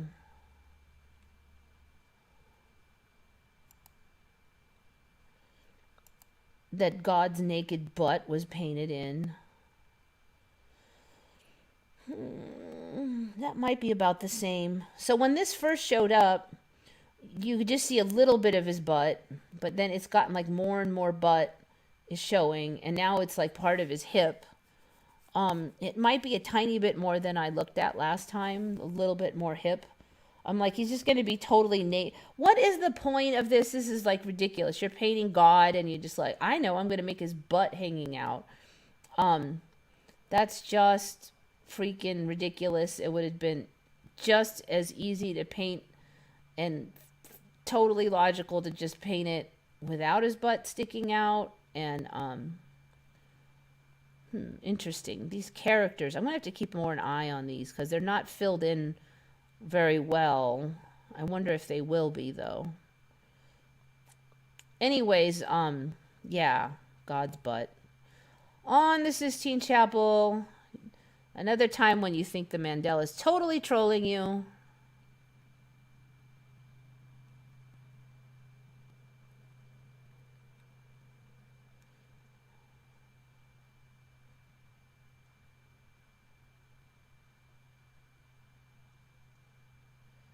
Originally, Adam had lines around himself. I don't remember that in the last 5 years. I've been watching it since the last 5 years because that was one of the first Mandelas for me, is that they used to be, for you, it'd be like this. Not only were they high and low, but God was back a lot. And then the first Mandela for me was it dropped. It was like, oh, it dropped, like God dropped. Then he got close to God, to Adam, and now he's slowly dropping more. But the first was that, that was a multiple parter for me. So I've been watching it for a while. I remember Praveen's name was originally Paween. I don't know, because I've only been watching him a month. Now you can change your name and channel name easily in YouTube. So there's always a chance he changed it. It seems like unlikely though, but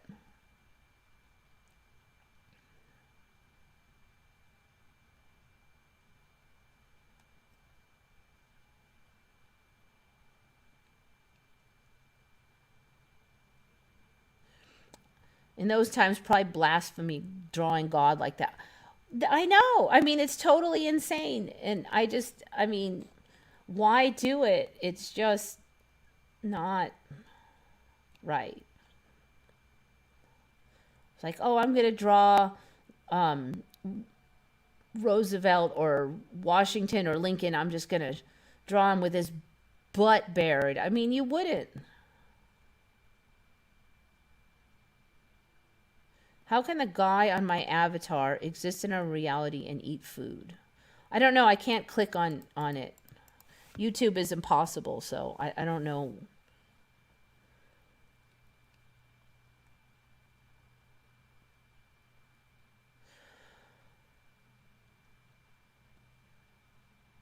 Yeah, it seems like the more butt shows. It's just another, like, it's another trolling. Yeah, see, Yatuki, I can't, it's not possible to click on people's links anymore. Like, I can't even click on the ranch holders. So you can't, they've made it so you can't get around on YouTube. They've, like, actually devolved YouTube to suck more so people can't communicate. It's really obnoxious.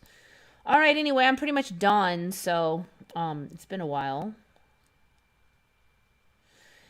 And you guys have come up with a lot of good Mandelas as usual, so I very much appreciate that. And thank you to all the wrench holders for holding down the forts. I just realized I never thank you guys, so even though today wasn't a bad day with having to work hard for you guys, I very much appreciate you guys being in here and holding down the forts, because it's hard for me to, like, monitor all that stuff and still be yapping away. So anyways, that should do it for today. Think good thoughts, everybody. This is Eva signing off for Once Upon a Timeline. Whoops. Finagled it.